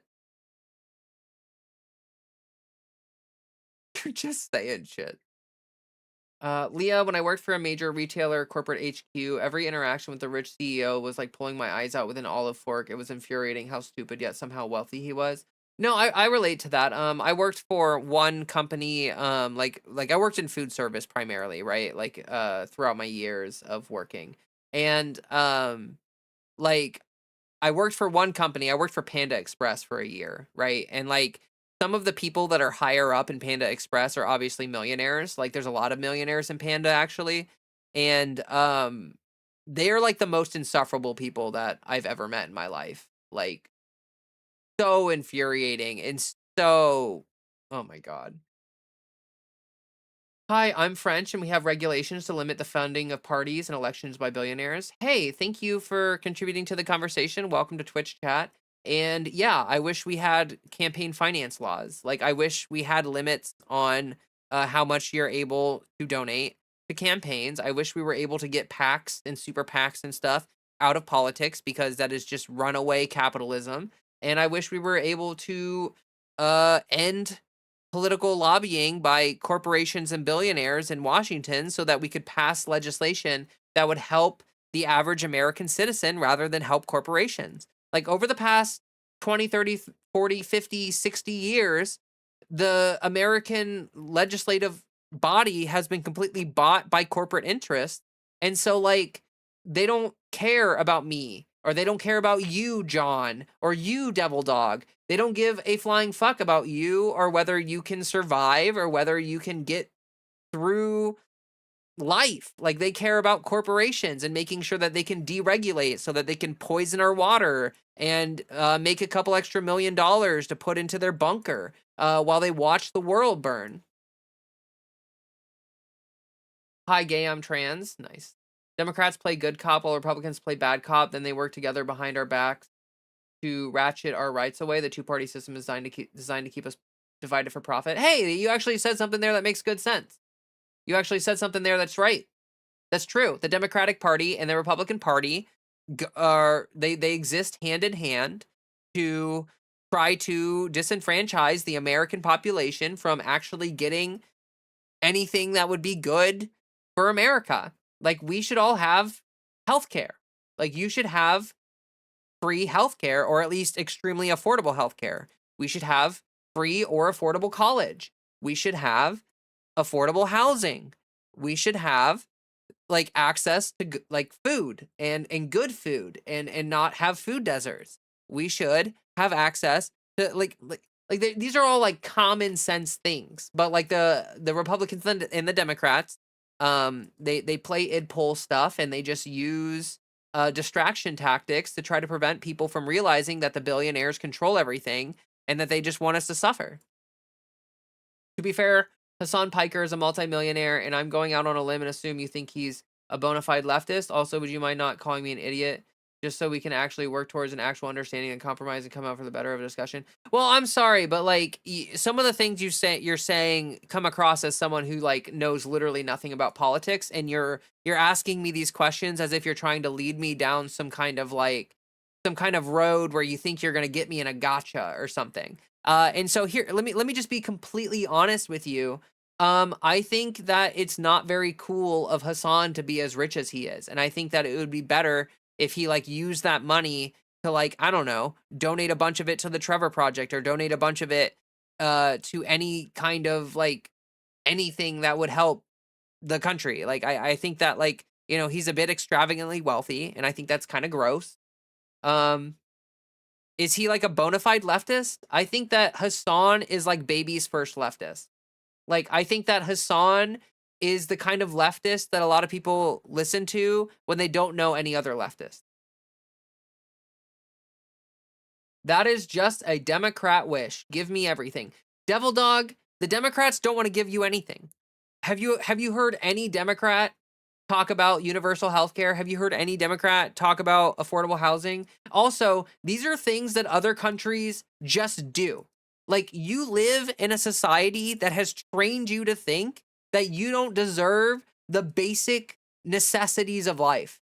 Like, yeah, you should be paying 60% of your income on rent every month, and you should be spending thousands of dollars on healthcare every month that won't even cover anything when you actually get hurt. And oh, you should be paying insane amounts of money so that the billionaire who's on top of the pyramid here gets to buy another yacht. Like, you are a useful idiot,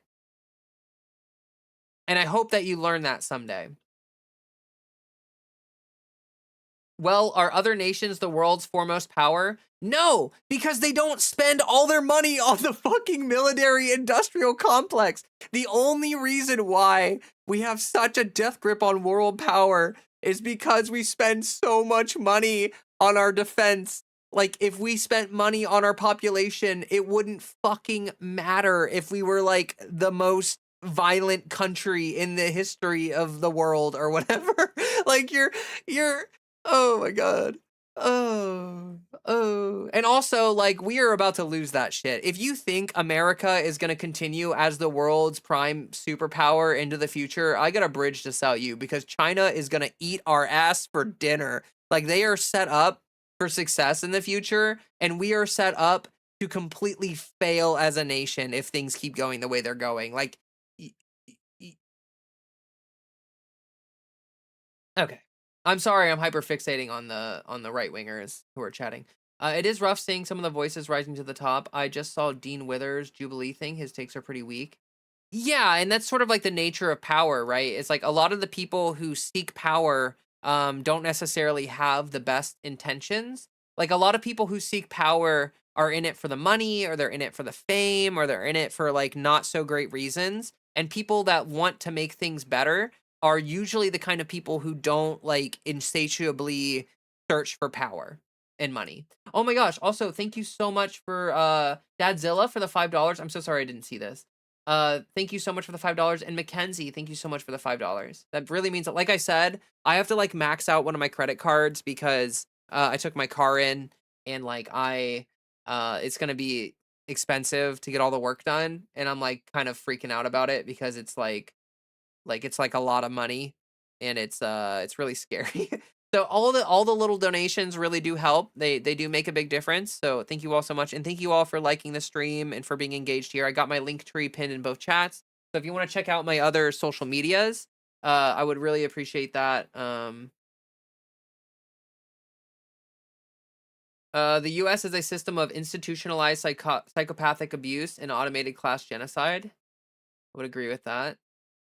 Hassan's not always right, but he's objectively on our side, and right now that's all I care about. We can totally purity test, but after we get rid of the fascist oligarch. No, I mean, and I agree with you. Like, I don't hate Hassan. I don't think he's a bad person. I don't think he's a bad content creator to listen to. I don't like, I'm not like denouncing Hassan or anything like that. I just think that he's like an imperfect ally. And I think that, like, you know, the wealth and the power that comes from his position has probably corrupted him a little bit. Has it corrupted him a lot a bit? No, not necessarily, but, like, you know, like, I don't know. It's just like it's hard to trust someone who's that wealthy. Ashlyn, wait. Oh no, that's from earlier. Sorry. I thought you donated more memberships and I was like, holy crap. Elon has the government bail him out constantly. He is a true freeloader. Peter Thiel thinks he's entitled to be treated like a king. Yeah, like people that are in chat arguing that Democrats want handouts. Like you should absolutely be looking at the billionaires and people like Elon Musk, because like Elon Musk gets millions of dollars a day from our government. Like Elon Musk is like literally surviving off of government handouts. And so were a lot of people. Like, look at the PPE loans. Look at what happened during the 2008 financial collapse. Like, all of these rich people who completely destroy our economy time and time again, they get bailed out and we get left to suffer. We get left to like starve and to have to like work 3 jobs to try to make ends meet and stuff like that. But these rich people, they constantly get government handouts. So I think like hot take here, I think the government should like take care of its population. Hot take, I know. Leah, can I see the fit today? It's like, yeah, I'm just wearing like sweatpants and this shirt or whatever, you know? Oh God, my legs are so stiff. I need to stand up here. Let me raise my desk. Oh. Ow. I didn't realize how long I've been sitting down. And I'm like, my legs hurt. I'm old. I'm getting old. Oh my gosh. Oh, okay. The only thing Hassan did wrong was stream his chair for 8 hours a day. Yeah, exactly. Like I think that the wealth has corrupted him a little bit. Green Gorilla redeem stretch. Thanks. Drink some water. Yes, yes.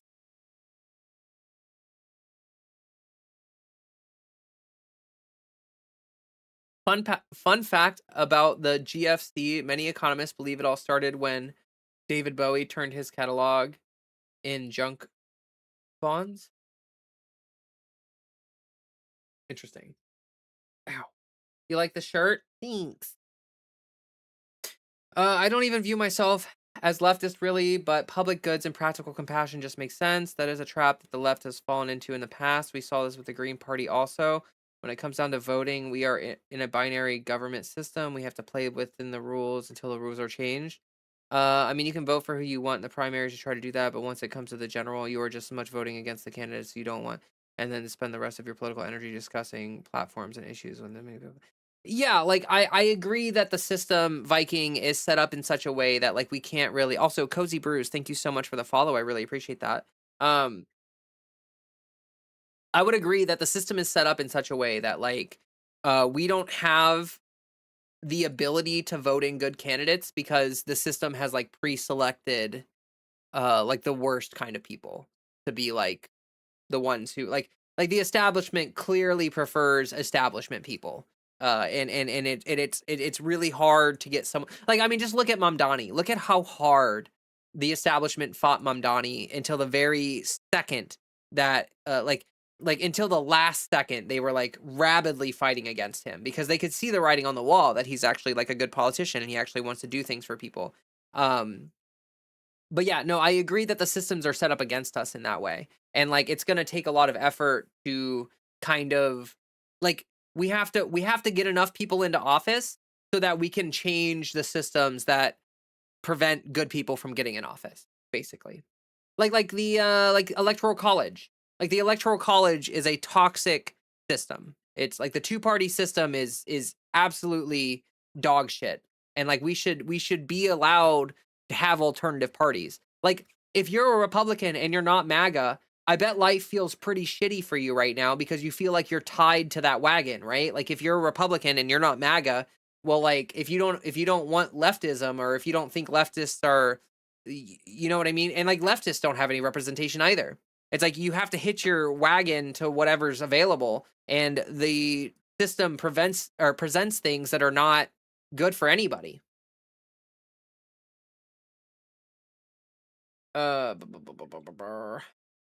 Capitalism isn't normal at all. We've been Stockholmed into thinking it is. It's actually very radical and deranged system of financial psychopathy. No, I agree. And capitalism has completely run away, like with the systems. Like like one thing that I think is interesting to talk about is the fact that like mimetic structures take on a life of their own once they like get like you would think that capitalism is mainly um feared by the people at the top, right? Like you would say like, oh, all of these rich people are sort of facilitating and guiding capitalism. And in a broad sense, like that is true. But actually, if you look at capitalism and you look at the systems that are set up, like they have kind of moved beyond the power of any individual person, and they are like mimetic structures that have taken on a life of their own.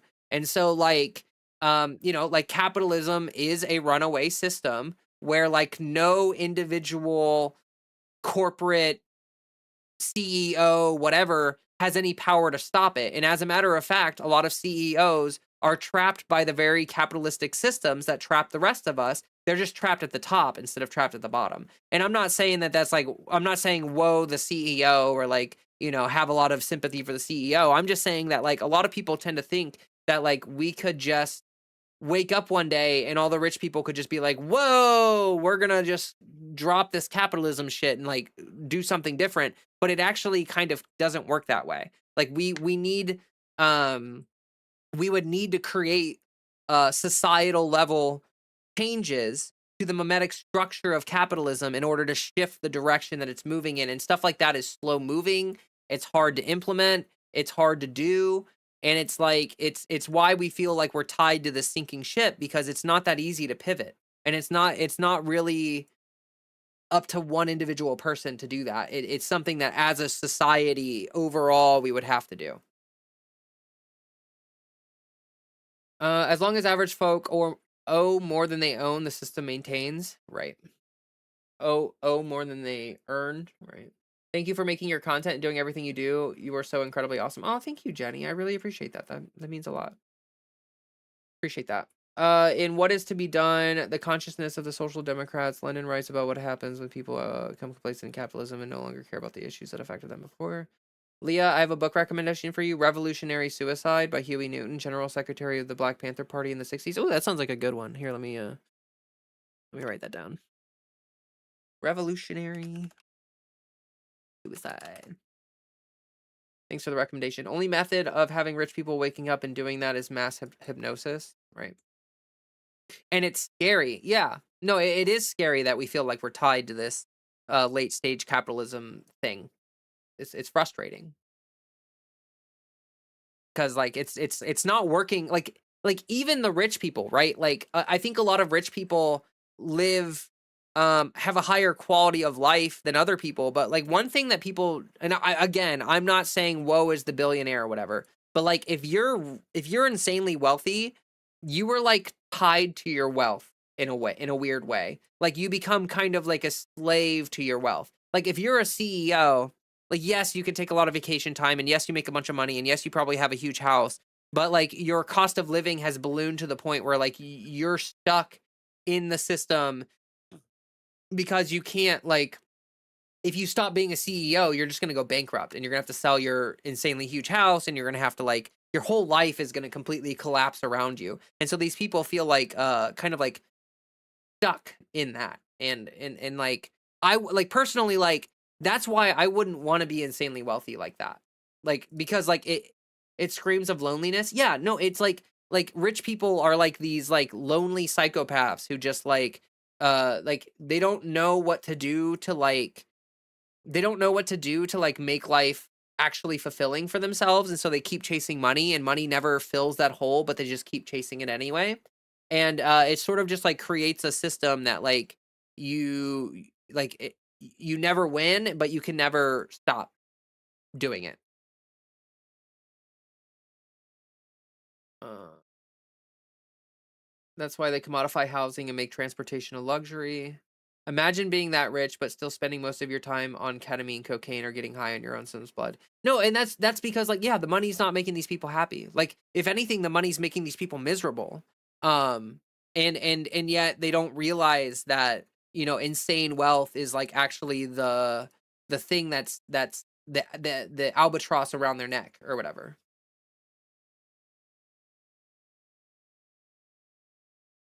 Sorry, Twitch chat. I am like kind of behind on stuff here. Let me read a little bit of what's going on in Twitch chat.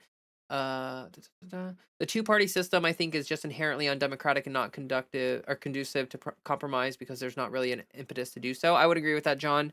Also, I think young people undervalue their local government and focus too much on federal. I am finally planning to run for city council, which is made up of much older people. Real change can be made locally as actively by the. Yeah.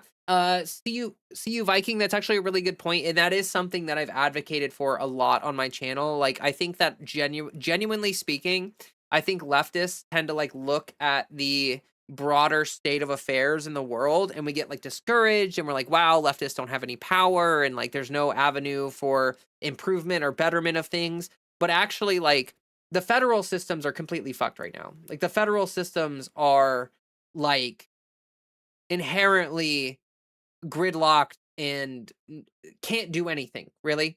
But if you get involved locally, like, you can do stuff. And I mean, like, Mamdani is again, I know I keep referencing Mamdani, but like, if Mamdani were a senator, there's not a damn thing that he could do, right? But he's a mayor of a city, and so there are things that he can do. Like, he has actual power to make life better for New Yorkers, and he's utilizing that power to do that. And so it's just, yeah, like, it's very real. Running for local office and trying to affect change at a local level is the way forward. And honestly, like, if we affect enough local change, that stuff will eventually affect the broader political systems. But it's just, yeah, it's a lot of work. Did you see that one millionaire who tried to make $1 million in 1 year with only $100 to start? He failed when he got sick and had to dip into the rest of his money. Yeah. No, you need, like, a lot of these rich people think that you need no money to become rich, but like, genuinely speaking, like, you do need money to make more money. And so people that have money make more money, and people who don't have money don't make more money. The socialist Islamic transgender caliphate of New York is their sleep paralysis demonized. I'm seriously maybe running for office somewhere. I'm just waiting for enough people to take me to do so. Well, yeah, do it. I think that's great. I think more people should run for local office. There's honestly, like, if you look at your local elections, you would be extremely surprised how many people run unopposed. Like, there's a ton of people who run for like local treasurer or like whatever, and they run unopposed. Like, literally, you're guaranteed to win because there's literally no one else running, and so you can challenge those people, and pretty good chance that you could actually win. Um, on a side note, the main two investors behind DoorDash and BlackRock are BlackRock and Vanguard. That's why they think they're entitled to markets full of workers who abuse and hostile algorithms. Yeah, DoorDash is kind of crazy. And like, as far as I'm aware, DoorDash has yet to have a profitable year. As far as I'm aware, DoorDash like constantly loses money. Um, do rich people want to be buried with their money? It seems like it, honestly. Like, this is one thing that like doesn't really make sense, right? And why I think that runaway capitalism is like a real thing is because, like, in a world that makes sense, like, if you're a billionaire, you benefit from the fact that society is going to continue because, like, your $1 billion or net wealth or whatever is only useful for leverage in a society that is still functioning. The second that our society collapses, and the second that we are living in like a post-apocalyptic world or whatever, suddenly the fact that you're a billionaire means fucking nothing. All of your power vanishes, all of your money is worth nothing, and you're just like, all of these billionaires are building these bunkers, but like, they don't realize that, like, once the world ends or whatever, these bunkers are not going to be useful to you. Like, all it's going to take is like 100 people who really, really want to make your life miserable and loot all of your stuff. to like find the air vents or whatever leading to your bunker and like pour mud down them so that you can't breathe and so you suffocate. And you know, like before you suffocate, you like open up the bunker and everyone like storms in and rips your head off and steals all your stuff. So like these bunkers and like and also like these bunkers can't function without like people, right? Like if you're a billionaire, you're not going to be able to, yeah, like first of all, you're not going to have the skills, but you're also not going to have enough time in the day to like oops, oh shit. YouTube here just shit out on me. Hold on. 1 second. Okay, I hope that stream didn't just like end. Verify it's you? Are you fucking kidding me? Oh my god. Hold on I'm so sorry. Hold on 1 second.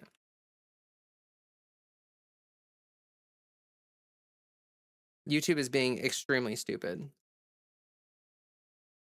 Yes, verify that the person who's streaming is really the person who. Okay, there we go. If the world is ending, what good would it do? What good would it do to steal a rich man's stuff? Oh, well, like if they have food, you know what I mean? Like people want food. Um, you know? And so like if the world collapses, then it's yeah.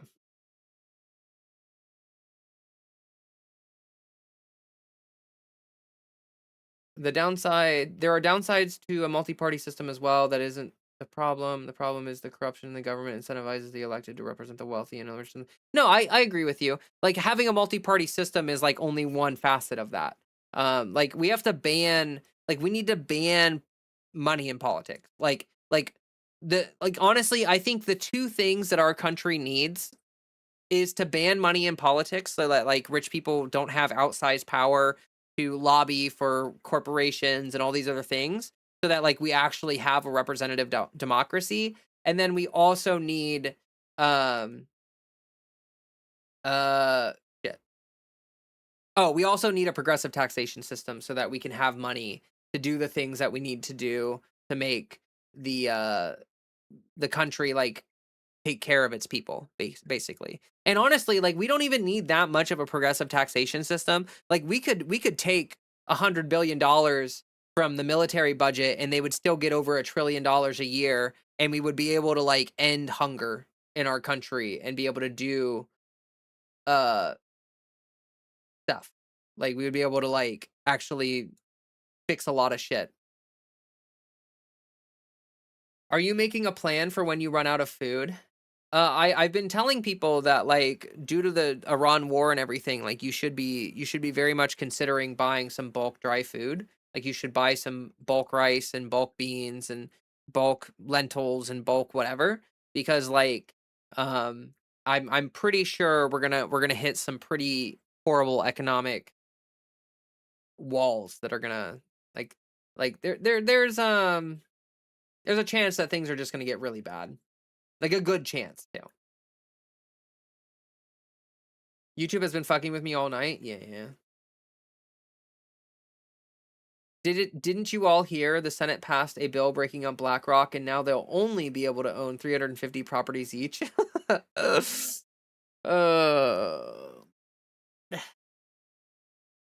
let's see. See Mamdani or Mayor Buttigieg, he gained his popularity from showing how much can be done in a local office. Yeah, but Buttigieg is like bought out.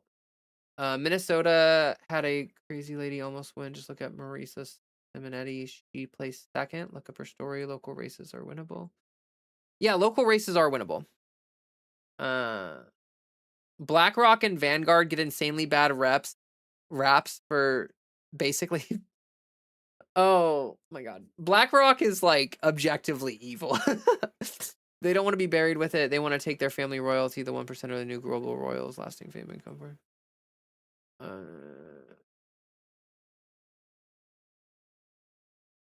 Takes a lot for a poor revolution. Just see how long the royal systems across Europe lasted rather than revolting. Most people tried to move elsewhere. No, I agree with that. If you have a cat post in a bookshelf, you aren't close to running out of food. Everyone in the U.S. is relatively comfortable compared to all of human history. Yeah, I yep. I I agree with that. I think that generally speaking, Americans are more comfortable than people have lived like throughout most of human history. But that doesn't mean that that can't change. And if we run out of oil and gas, like how much food do you think the average American has in their house right now? I would be willing to bet that the average American has maybe 2 weeks of food in their house. Like if you eat literally everything in your house, most Americans would probably have enough to last them about 2 weeks or so. And unfortunately, we are coming up against events that will probably cause economic instability that'll last longer than that. So, like, and once the stuff is not available, once the stores run out of food and there's no one delivering that food, then where are you going to get the food? You're not. You're not going to get it. You're just going to have to go hungry. And so, it's one of those things where it's like, yes, people are more comfortable right now, but you should be prepared for the inevitability that we might have like a prolonged economic hardship. And like that's why I've been advocating for people to, buy some bulk dry food because it's probably going to be necessary. I don't know if we can verify how well humans lived on average throughout human history. I mean, we can't really verify it super well, but it's like the modern era has brought with it certain comforts that we do take for granted. I do agree with that, but I'm not saying that that means that like it's okay that everything sucks because that it's both things can be true. If you stay away from processed and pre-prepared food and cook everything from scratch at home like me, you're okay, but that's not realistic in capitalism. Yeah, no, it's hard for people to be able to do that. It's really hard for people to do that. And just to be clear, I think that maybe people need like 2 to 3 months of food max. Like I think that if we hit like an economic wall, um, it'll get really, really bad for maybe a couple months, and then it'll probably start to recover some way. Godzilla says 3 months here. COVID put the fear of gods in me. Yeah, and honestly, like, good for you for being up on that because it's definitely a peace of mind where like you won't have to beat someone to death inside of a Walmart to get like some food for your kids or whatever. So I think that that's smart thinking.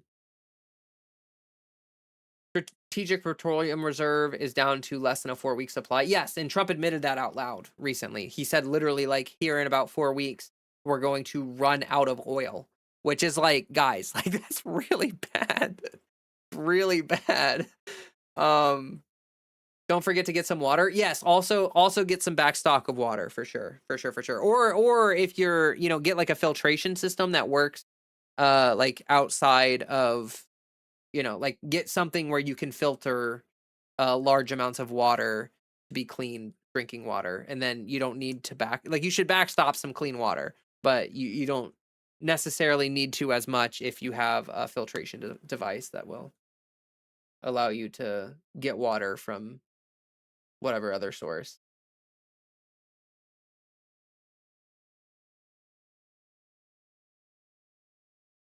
Um, Trump lies about everything. True.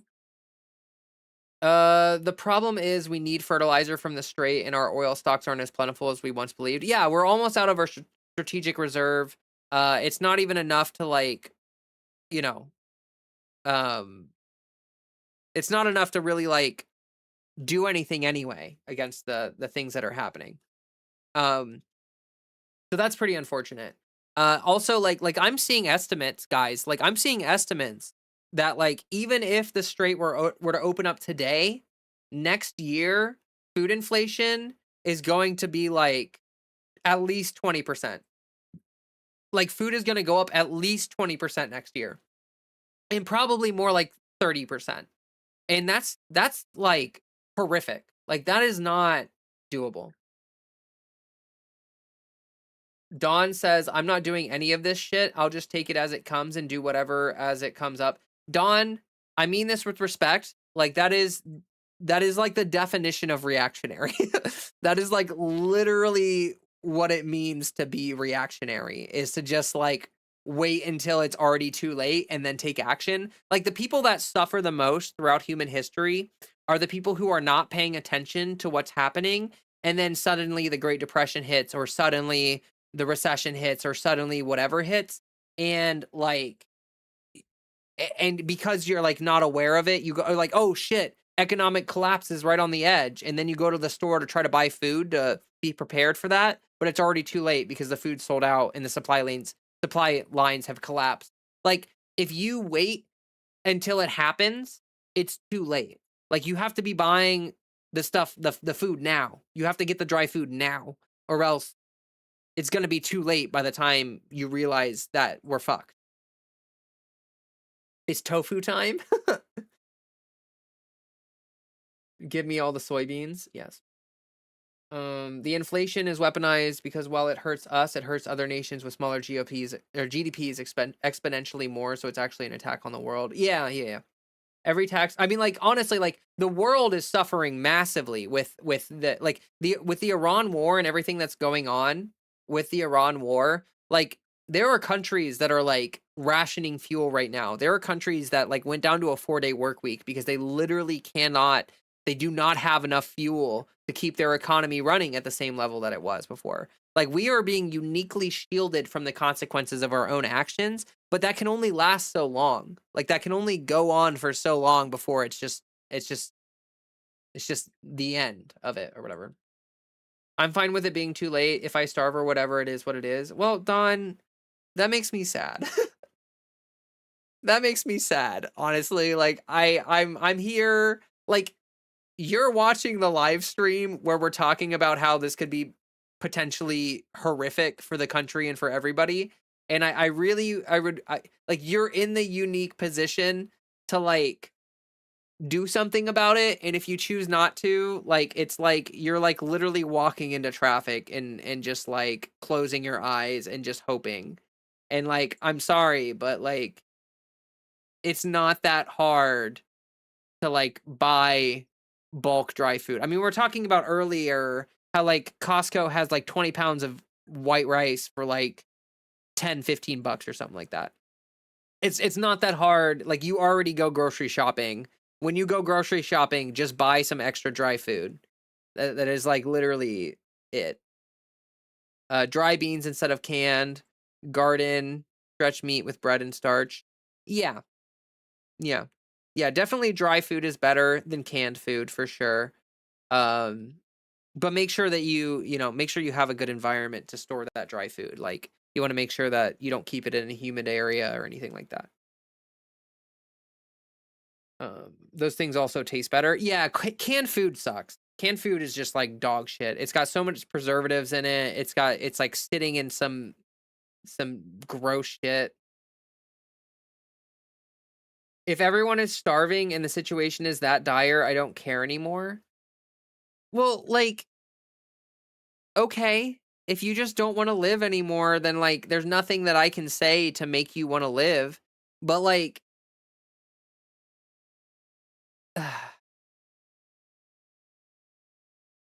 I don't know what to say to that anymore, honestly. I will send it to you all from Canada in a food bootlegging operation.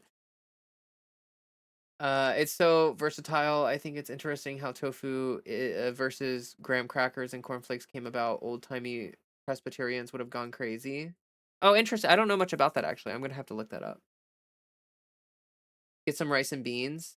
Yes, we can win against these deranged psychopath freaks. Without their capital, they are nothing compared to us. They are weak and pathetic. Yeah, and you know what, comrade? Like I think that like I think that that's like something that people undervalue in our society, is that like we like there is a lot of power that we hold as the voter base, and as the like I mean like like there's people working docks, like there are those dock workers that went on strike. What was that, like a year or two ago? Oh my god, when was that? Oh my god, that was a while ago. But remember when those dock workers went on strike and they got all of their concessions like instantly, because like 100 workers Like, it's like 100 dock workers. They could literally, like, bring the entire economy to a halt just on their own. You know what I mean? Like, they could literally just wake up one day and be like, "Actually, America will collapse now, and it's my fault." And, like, they could literally do that. And, like, people underestimate how much power they actually have in that sense. And it's unfortunate because, like, the stripping of unions and stuff has really, like, led people to believe that they don't have power. And in general, you know, a lot of people are living like paycheck to paycheck, so it does feel like you don't really have much option other than to keep participating in the systems that are fucking us all over. Most streamers live off ramen noodles, is what I hear. Ew. That's terrible. I try to eat a healthy diet. I try to eat a good diet. I don't live off ramen noodles. I like make real food and I like real food. Honestly, like some streamers, like and people in general, the way they eat kind of drives me crazy. Like if you live off of hot pockets and like fucking like pizza rolls and chicken nuggets and stuff like that, like my god, I don't know how you're still alive. I like you need real food, you know? Ramen is very good. A good ramen is very good. Like if you go to like a real ramen shop and get like good ramen, I love ramen, but not like the cheap store-bought plastic noodles that people are eating for like less than $1 a pack or whatever.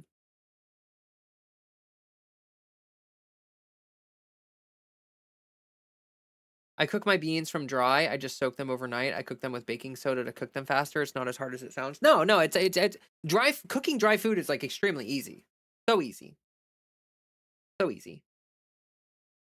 I finally found one tofu dish I can stand. Mapo tofu is legit. Firm tofu dishes are still a last resort for me. Yeah, I'm not like huge on tofu, but I've had some good tofu dishes. Like it has to be prepared right. Uh, Poorly prepared tofu is disgusting.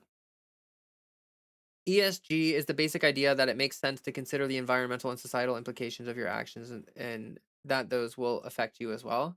Yeah, I know that feeling, but sometimes you just want to throw it all away. But you got to find something to fight for, even if it's something to hate.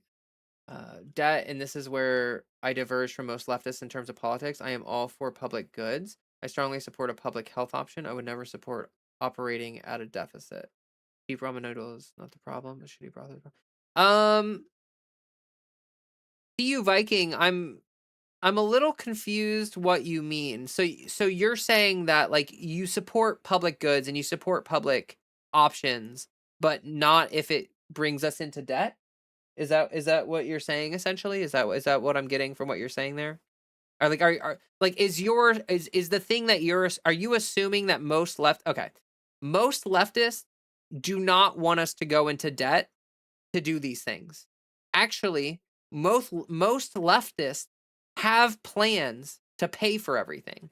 Like most leftists, if we had like actual power, would institute a progressive taxation system and maybe, like I said, take some money out of the military industrial complex. Like we can afford these. Like honestly, we can afford these things. Like we spend like over $1 trillion a year on our military, and then we're constantly told that we can't afford like healthcare and we can't afford state grocery stores that are reasonably priced and we can't afford a public option and we can't afford whatever else. Like we can't afford public transit. We can't afford any of that. We're told that stuff all the time, but like that's just a lie. Like that is a lie told to us by people who don't want us to tax them. Like they don't want to have to be like they don't yeah. So like most left like there's this stereotype that leftists are like economically unserious or like don't have any actual plan to pay for things. But again, I'm gonna go reference Mamdani here. Mamdani was able to get universal child care in New York. Mamdani was able to get a lot of stuff done, and Mamdani actually balanced the budget because guess what? Eric Adams left him with like God, it was like an insane deficit. Like I think they were working with like a multi-billion-dollar deficit in New York before Mamdani took over, and that's because of the centrist Democrat. Um, Here, let me look up. Yeah, yeah, yeah. Here we are. Declared an Adams budget crisis in early 2026, citing a $12 billion deficit. And guess what? Mamdani was able to balance that deficit and balance the budget and provide more services without a deficit. Like the budget is balanced in New York right now. So the crisis was resolved largely through a 2.4 billion state bailout package and a new tax on luxury second homes, though much of this aid is non-recurring after 2027. So like obviously, this is stuff that needs to be re-upped and kept up on and worked on into the future, but like it's totally doable. Sure, I agree. It is just as I am headed toward entering office, I know I will have to deal with not ramming a progressive tax system through day one, and so instead will be in a lower position where my power is more about allocating money instead of writing tax code. No, I get that. I totally get that. And I like, but like honestly, like I think that like yes, like people like we could just be better about allocating money and not have a like again, if we took $100 billion from the military, they would still get over $1 trillion a year and we could solve like tons of problems in our country. Like it's a workable problem, but we're just told to believe that it's not a workable problem. Adams was defrauding and skimming money. Yes. I pick up food on my way home from work. Yeah, that a lot of people do that because it's just like, I mean, a lot of like I worked in food service for like almost 10 years and like honestly like working, you get home and like you don't want to cook. And like I totally get that. A lot of people kind of live in an environment where you don't have a lot of time or energy to cook and take care of yourself like that because it's you're being run ragged, and that's totally fine. That's totally understandable.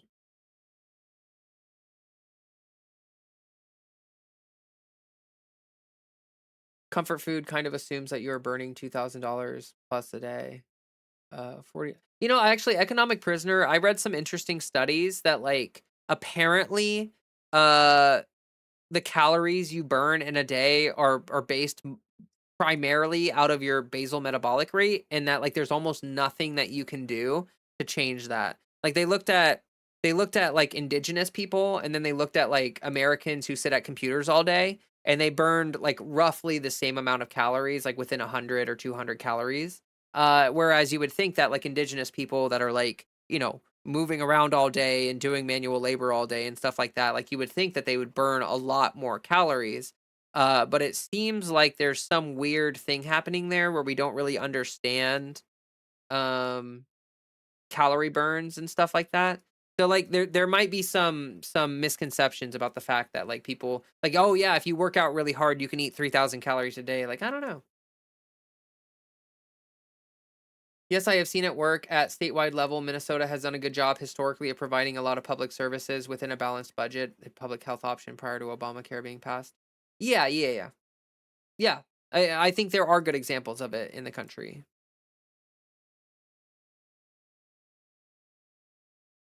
There is some evidence it is impacted by your activity when you are really young, like before you were 7. Right, but like what I've seen is that like for adults, like you could work out really hard and it's not really going to increase the calorie burn that you're doing. I thought you said it was going to be a short stream. Yes, I did say that, and you have made me realize that it is past midnight at this point. A bunch of a bunch got rich in Minnesota, false daycare centers, and tons of other schemes they had going. And oh my god. Look, East Aboga, people do not need help. People do not need help getting rich like in America. The rich are getting richer. They don't need like I'm sure there was a little bit of I'm sure there was fraud. I'm sure that has happened in Minnesota, but I think it's overplayed and I think it's like is not as big of an issue as people are making it out to be. Your metabolic type is already set. You're screwed. It is because I showed up and made it interesting. I do appreciate I honestly, I really appreciate everyone for being so active and have like these conversations. This has been like a lot of good conversations had on stream today. I appreciate that. Like it's nice, there's people, there's a healthy level of disagreement and everyone's chill. and no one is freaking the fuck out. Like everyone is just enjoying the stream and giving their takes and their whatnots and what have yous, and I'm cool with it. The capitalist class has resented the mobility of the working class for thousands of years, and we're seeing them attack American mobility as we speak. Yeah, no, for sure. Like they don't like, they want you to remain at the bottom so that they can remain at the top. Like that is built into the system. Like there's this myth of meritocracy in America where people tend to think, oh, if I just work really hard, if I just work really hard, I too can be rich like Elon Musk or whatever. But like that's not going to happen because they built their wealth by stealing the wealth from you. Like they've already stolen your wages. Like your wages don't exist. It's gone. It's in their pocket. And like you're not getting it. Like they're not going to give it to you. And so like they're, like a lot of people they work like 60 hours a week and they're like, "Oh, but one of these days I'll catch my big break." And it's like, but you're not actually. Like you're just going to be poor until the day you die because your money is already in the pocket of a billionaire. Nick Shirley was revealed to have been entirely astroturfed by Elon Musk. What? No way. No way. Good night. Thanks for the stream. Yeah, thank you, Fatal Insomnia. Thank you. I hope you're able to sleep. Appreciate you for being here. Dude, I walk roughly 8 kilometers a day on average and have walked 3 million steps this year. Yeah, and I'm like, let me be clear. Like, I think that being active is good for you. I think that like being physically active is good. Like I'm not saying it's like bad or like a waste of time to be active, but like I just think that like there's this myth that like, oh, if you work out like a lot, you can eat like shit, you can eat like dog shit and you'll be fine because you're burning 7 billion calories a day. But that's not real. A positive takeaway is that the ruling class are not a united front. They aren't as organized as it appears. I would say yes and no. I would say the systems have been set up in such a way that they don't really necessarily need to be super organized because the systems have been set up for their benefit to be able to incentivize them to get their way.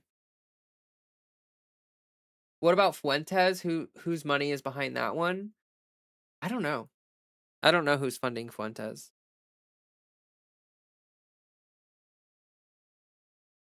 I think I sleep better and feel better the more exercise I get, which gives me more opportunity to not eat cake for dinner. Yeah, like if you're active and you're doing stuff, like you're going to crave healthier, like you're going to crave protein more, you're going to crave other, like people that are not as active tend to crave sugar because it gives you an endorphin rush similar to like what you would get if you were physically active and like doing exercise and stuff like that. And I'm not saying that that's the only reason people eat like shit or whatever, but there is a thing in America where people eat like shit because they feel like shit. And so eating like shit gives you like a brief but strong endorphin rush that kind of makes you feel better for like 30 seconds before you feel like dog shit after. And like, yeah.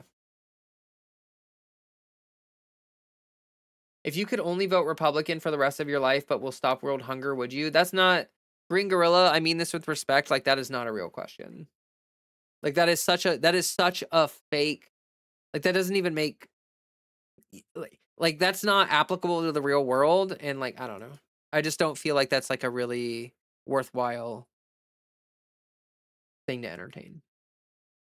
Even the high-paying wage laborers are mostly stuck in upper middle class. They got fooled into thinking they are part of the wealthy class. Yeah, exactly. And like, and honestly, like a lot of people that are like upper middle class or whatever, they have increased their cost of living to the point where like you're upper middle class, but you're just as poor as the rest of us because all of your money is going towards your insanely huge house and your really expensive car and your 12 dogs or whatever you're spending your money on. And so like most people, when they hit upper middle class, they don't realize that like you have to manage your cost of living. The only way that you can get wealth in America right now is by somehow being upper middle class, but having the cost of living of like not upper middle class. And people just don't do that. People just don't think about that or do that. And honestly, you're not even incentivized to do that or act like that or whatever.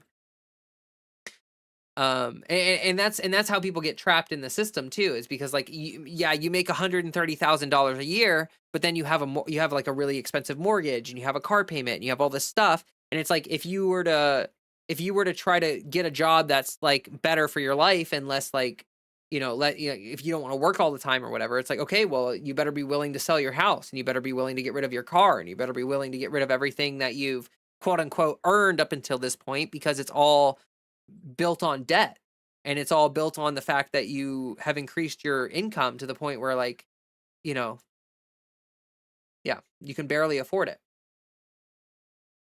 Like there are a lot of people in America who make over $100,000 a year but still live paycheck to paycheck. And honestly, I think that's kind of wild.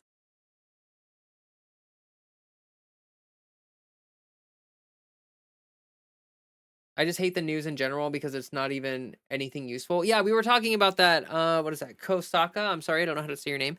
But like, yeah, we were talking about that earlier. Like, they're all focused on the fucking reflecting pool when we are like 4 weeks away from complete and total economic collapse. But if you scroll on Fox News or CNN, you're not going to see anything about that. You're not going to see any story about that, because they don't care about you. They don't care about the working class. They don't care about regular people.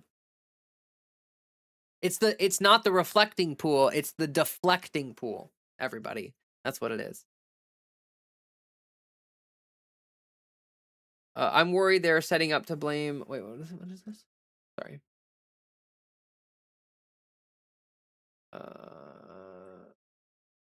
all of these right wingers attacking Jewish billionaires don't actually want to dismantle capitalism. They just want to be the ones in control of abusive systems.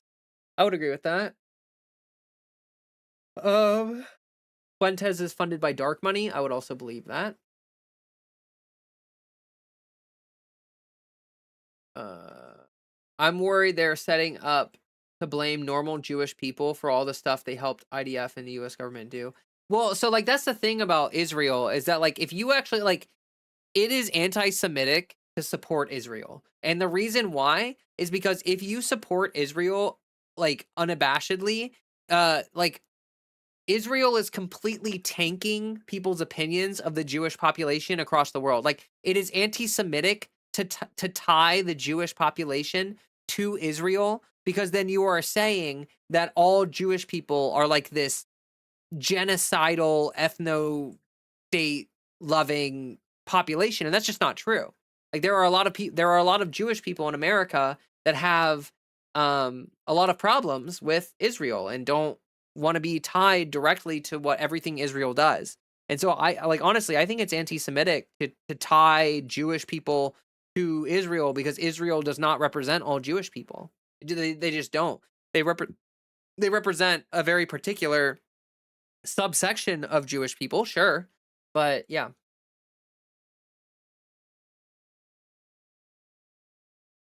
the only oh my god. This East Aboga person is just so in the sauce. You're so lost in the right wing sauce, you don't even know which way is up. Like that's unbelievable. That's unbelievable. Um I'll say it again. I think we need like re-education camps. I think we need like we need like a place where we can send these MAGA people after Trump dies or the coalition completely collapses, because these people are not going to be able to reincorporate into society the way they are. Like we need they need help deprogramming from the cult that they have spent the past 10 years living in. Um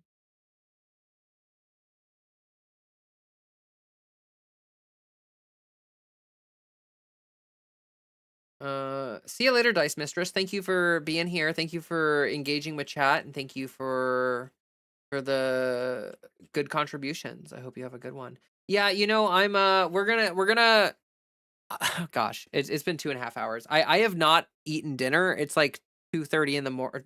2:30. It's 12:30 in the morning, and all I've had today is a single slice of bread with peanut butter and honey and a protein bar. So I probably should go. I should probably go. This stream has been really good, and like a lot of really good conversations, and like I don't want to stop. Um but genuinely, like I feel like I am hurting myself at this point.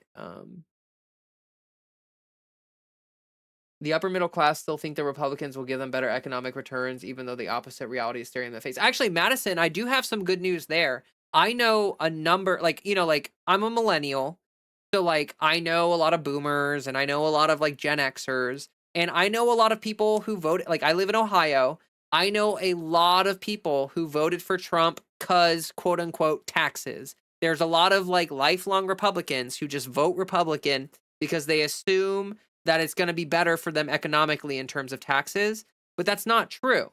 That's not true. And honestly, like I've seen some of those people flip.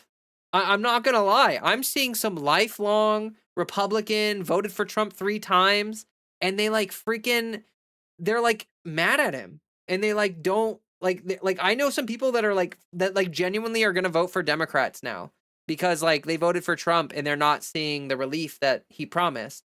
Um so like I don't know, maybe that dam is breaking, maybe that ethos of stuff is breaking. Now that's just anecdotal, of course. Like I'm just saying that from my own personal lived experience, but people will always act in their own self-interest. It's not realistic to ask otherwise, but more and more people are waking up to the fact that they're getting fucked. Yeah. No, and that's the thing is that like if you vote Republican, unless you are a billionaire, you are voting against your interest.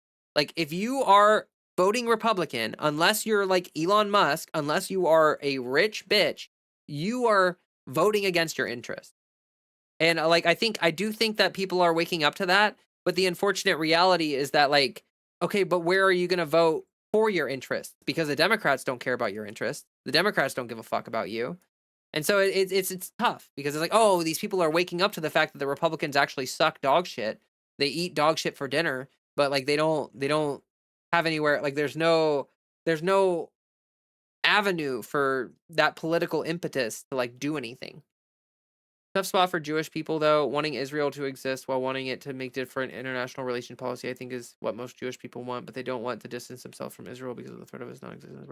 Yeah, see you, Viking. I do think it's a tough spot for Jewish people. I do think that they should be condemning, obviously, everything that Israel is doing and all that stuff. I don't think that that's like good for them.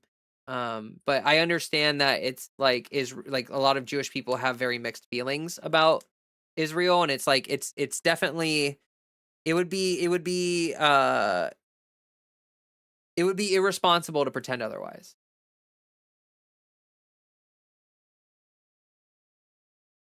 They aren't really waking up, they're just slightly uncomfortable. Yeah, like there's that clip of that lady. I think I actually have it here on my soundboard. Here, let me play this little clip of this lady. Uh where is it? If you could say something to President Trump and he was going to hear you right now, what would it be? You are a worthless pile of And you voted for him how many times? 3 times. That was my bad. Apparently, I'm an idiot. Like there's a lot of people. Like that clip is from a lady who was at like a gas pump and gas was more expensive. And so she was like, you know, that is what made her flip on Trump is the fact that her gas was more expensive, but she still voted for Trump 3 fucking times.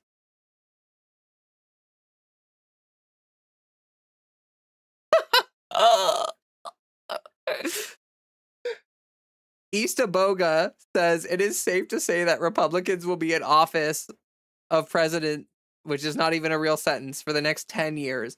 Maybe by then Democrats could possibly have a chance. Yeah, sure. I mean, like, honestly, like, I don't have a lot of hopes that the Democrats are going to present a good candidate in 28. Like, I don't think they're going to, but you are so cooked if you think that people are going to still love Trump by the end of it, by the end of his term. If you think that Republicans are going to be looked upon favorably after MAGA, you are just so like lost in the sauce. Like anyway, I'm gonna read a couple more things here in chat. I appreciate everyone for the well wishes and for telling me to go eat and stuff. MAGA people can't be trusted ever again. Yeah, no, I think they need to be deprogrammed from the cult. Uh,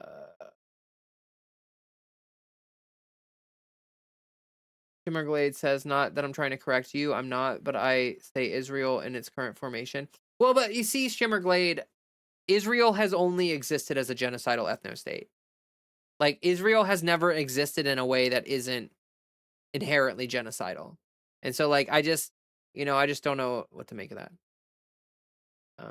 Like, yes, we want Israel to be different, but also, like, it never has been. So do we have much hope there or not? Like, I don't know. I think it might be genetic, not sure, but the amygdala, which processes empathy, is underdeveloped in the brains of psychopaths, which may be why they display a collective tendency to victim blame. Yeah, I don't know. I mean, like, definitely reactionary right-wingers are, they're obsessed with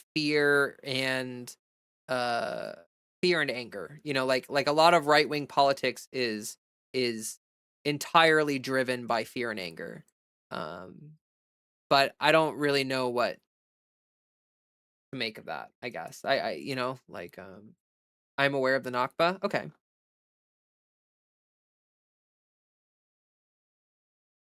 Like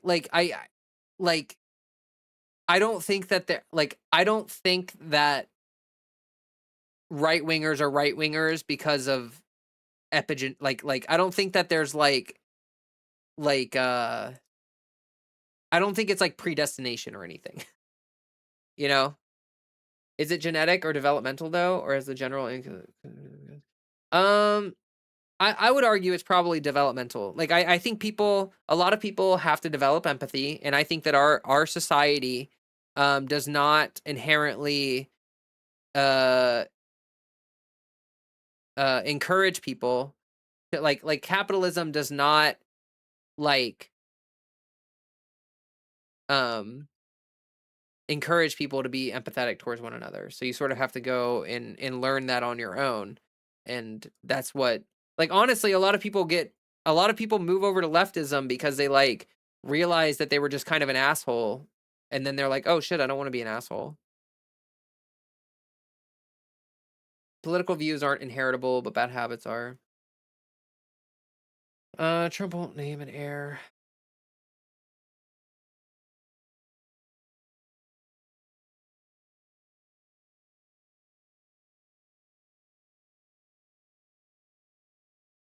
Israel's foundation wasn't all of their making.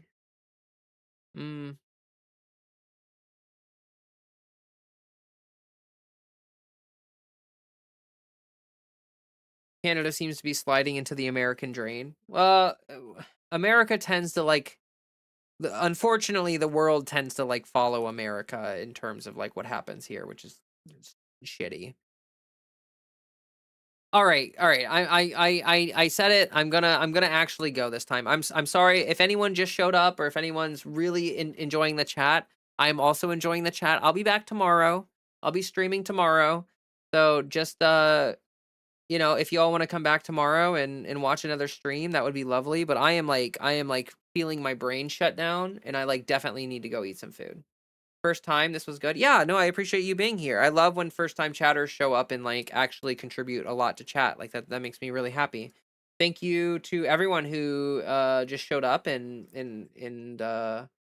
yeah, you're all lovely. Health says I got to work on bikes today. It was relaxing. That sounds nice. I hope you all have a great evening. I hope you all do some stuff to take care of yourselves and have a have a good evening. Freddie's down here napping on the little thing. He's being a good boy. And yeah, I will catch you all tomorrow. So until then, drink some water. Stay hydrated. Peace out, everybody.